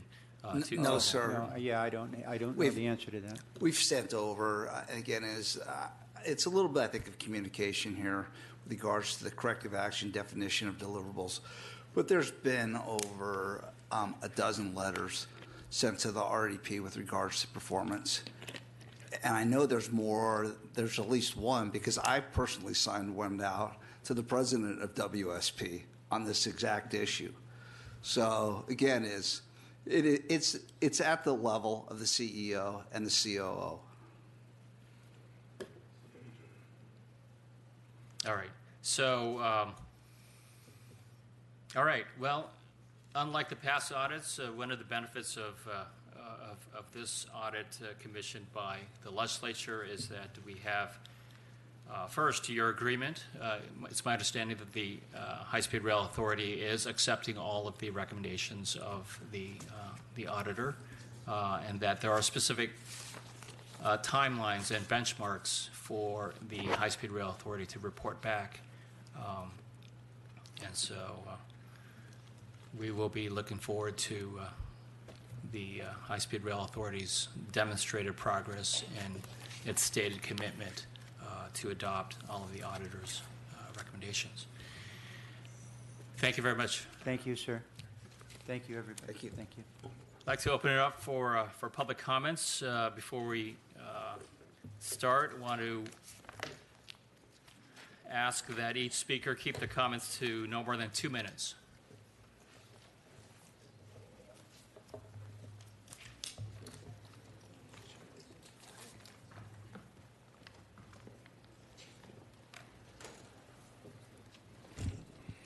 Good afternoon. My name is Roland Robran. I'm from San Jose, and the reason I'm addressing you is that I believe we can connect Silicon Valley to Fresno within the existing funding envelope. We don't need any additional funding. But we really got to start rethinking about what we're doing. So I had prepared a few things here. Now, the one thing is that you got to understand, I'm going to try to explain this to you in 2 minutes, but I don't have any credentials. My recommendation to you, and I'll close off with that, is to actually appoint an independent engineering auditor, not just another peer review panel. So very briefly in the north, I'm going to go very quickly. I'm very frustrated there because the authority have just approved an alignment that mandates 28 miles of tunnels between Burbank and Palmdale, completely ignoring the fact that back in 2002, we knew how to connect Burbank to Bakersfield with 18 miles of tunnels. And not only that, we had a not-grade alignment that crosses the faults and provided the connectivity to Lancaster and Palmdale. Now, moving to the north, I believe I had something to do with San Jose to Gilroy, and I'm thankful to the authority for listening to what I had to say.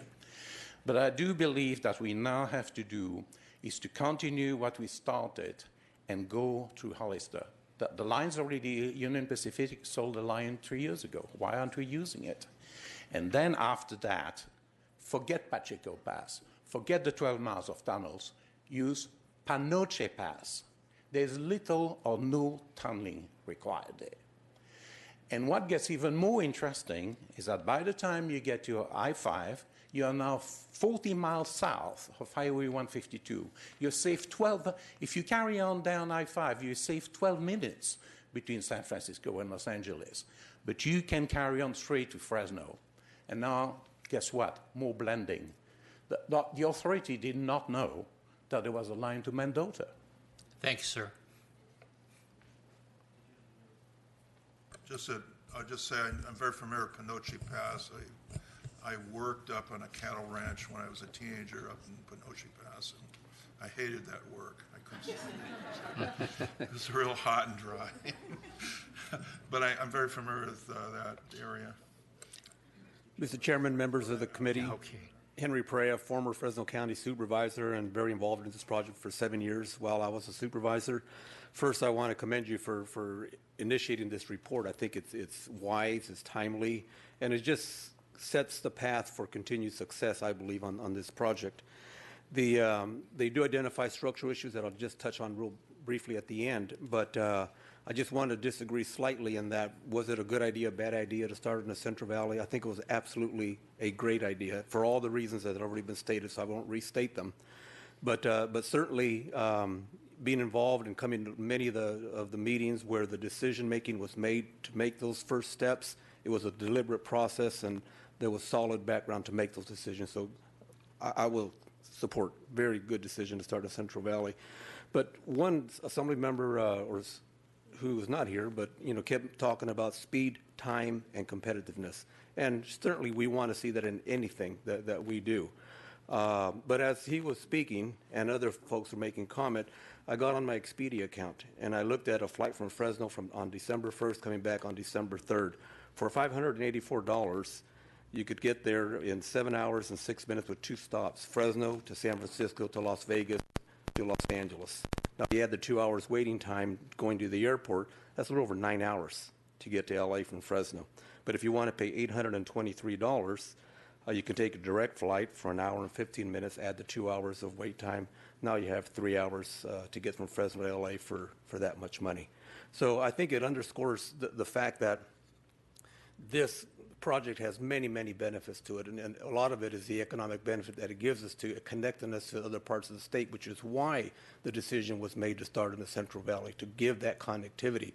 And as Assemblyman Randall said, when you get now from Fresno to Silicon Valley in 55 to 58 minutes, it's a game changer for us economically. So, but doesn't mean we have to be smart about how we spend our money, how we put the monies together to complete the project, but this is definitely a no-brainer, not just for the state of California, but for the United States of America. Now, the last thing I'll just say, I'm sorry, very briefly, is that the issue of structural, very big issue, and having been in government for many years, when you have a 21% vacancy rate at the authority, and I was shocked actually to hear that number today. I don't know how you get that job done when you have that high a vacancy rate. But when you look at how long it takes to fill a position in any government structure, 6 to 9 months if you're lucky, you can't operate that way. So if I were to ask you to use the authority you have as a legislature to make systemic changes within the state bureaucracy, whether it's Department of General Services or Human Resources, change the processes. Make them, give them the ability, these folks, the ability to hire people quickly so that they can get the job done. But thank you again for this hearing. And thank you, Supervisor. Thank you.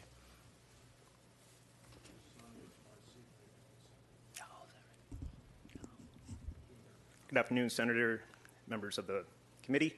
My name is Michael Murphy. I'm CEO of SOAR Environmental Consulting. And It's actually in Fresno, California. In 2014, I started the company. In 2015, I almost left the Central Valley for the purposes that you described earlier, which was there wasn't much opportunity there. Luckily, I received a call from the high-speed rail and became the environmental oversight manager for construction package 1. With that, I worked with the small business leads for the high-speed rail, built my company, met some people. I now have, I think, 14 master service agreements within the Central Valley, 5 of which are with the top 10 environmental firms in the country, and also have been able to acquire 14 employees as of 2019. So I'll be bringing on 2 more in 2019. So the small business portion of the high-speed rail is working. It's allowing me to stay in the area that I want to, hire those people that I believe is my community obligation, really, within the community, keep those people in town where their friends are, where their families are, and make a career there. So I just wanted to come up and thank you for supporting those small business measures, and know that we're tied together with the authority, you know, as a small business, as a consulting firm. What we do is by reputation, and our reputation is tied to the authority. So we work as hard as we possibly can to ensure the success of the authority and the project that we represent. Thank you very much. Thank you. Seeing no further public comments, would like to give an opportunity to committee members that are still here for any closing comments. Mr. Chairman. Thank you, Mr. Chair, and I appreciate the time everyone took to come here and testify today. I look forward to the quarterly reports the authority will be submitting to the legislature starting in January. Believe me, I'll be scrutinizing them. I also look forward to hearing directly from the authority board on the progress made toward addressing the issues in the audit and accepting that there are initial problems going forward. Lastly, I want to stress that the people of California are looking to us for answers. I want to be able to tell my constituents and all Californians that we are doing our due diligence and being responsible stewards of their money. And I will ensure you that the 2019 year is going to be a vigorous year of oversight, plus corrective legislation. Looking forward to that process going forward. I also want to mention is back in a year or two ago, there was an individual that was let go from the authority. His name was Jeff Morales. And I think that was a mistake. Jeff was a project guy. And understanding that the buck stops with the individual at the top, I really firmly believe it should have been the chairman of the board. Dan Richards should have been let go as the person responsible for ultimate oversight of all of this fiasco that's been going on. And for that, I call for his resignation going forward. I think it's appropriate, and I think the people of California deserve to understand that at least there was one action taken in the appropriate fashion for this going forward. And I think that the board needs to look forward to better representation from the chairman, but also knowing that they hired a construction specialist in Joe. I have a lot of faith in what Joe, and the time that he and I spent together, I have a feeling that he has an ability to bring this back on track. But somebody was responsible for this, and ultimately I think that individual needs to go. With that, Mr. Chair, I thank you for making sure that we had an opportunity to weigh our voice into this, and that I look forward to working with you and Senator Bell moving forward to make sure that the people's money is spent correctly and they get exactly what they pay for. Thank you. Well, I thanks the auditor for completing the audit that we requested, and look forward to the follow-up on the audit recommendations. We want them all implemented as quickly as possible. I think the troublesome issue for me is mainly hiring the staff and getting the staff to stay and retain a good quality team. I know this could be a very attractive job for a lot of people that desire to do a signature job in their career as an engineer or as a project manager. So I think this could be an exciting job.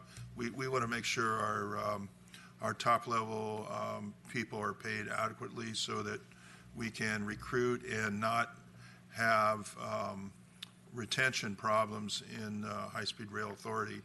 We want a team that sticks together and completes the project on time and on budget, and anything we do to remove impediments to the on time and on budget goal should be taken and recommended by the High-Speed Rail Authority, including, as Mr. Fraser says, legislation that we would review in our respective committees. I also think increased oversight would be essential. We will work together with Inspector General for Transportation to ensure that we have increased oversight and see that this project is completed on time and on budget. We must look at creative ways of financing, and I think that was an area of the audit that could have been explored more fully, and we will have to look at increasing our look at how we finance and complete this project. As I said earlier, I think at the national level, California has kind of gone ahead and taken the lead in financing infrastructure, and we need the national leaders to pay their fair share and contribute to infrastructure in the United States. They haven't done so far, but we urge Congress and the President to come together on a quality bipartisan infrastructure plan, similar to what's been done in the past. Many years ago, they used to be able to get together on a bipartisan basis. It would be a good bipartisan move on behalf of the citizens of California and the United States to have a national infrastructure program, including rail, transportation, water, all the needs that we have in infrastructure, housing, and I think that has to be done. So thank you, Mr. Chairman. Thank you for your time and patience and hard work on you and your staff on completing this audit. As a member of the committee, I appreciate your support for this audit. Thank you. Thank you very much. And last, I just would like to thank both chairmen of the committees of transportation in both houses, Mr. Fraser and Senator Bell.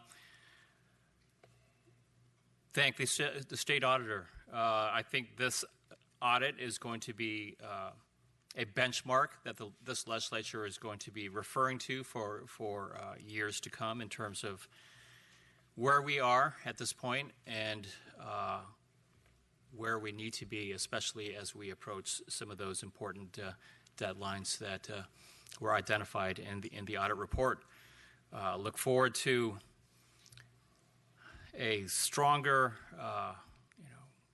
commitment to increased oversight activity, not only that's required through the follow-ups from the state auditor and the High-Speed Rail Authority, but also from the quarterly reports that are recommended to the legislature, and of course the continued leadership from both chairmen of the transportation committees of both houses.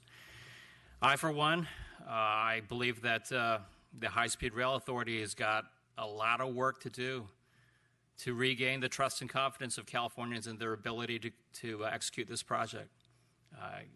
But I would like to see, a commitment and a redoubled focus on this valley-to-valley project, this component, to get that done, to demonstrate to Californians that we can get something out of the billions of dollars that have already been invested in this project, and to see where we're at after that. So with that, seeing no further comments, I'd like to adjourn this meeting.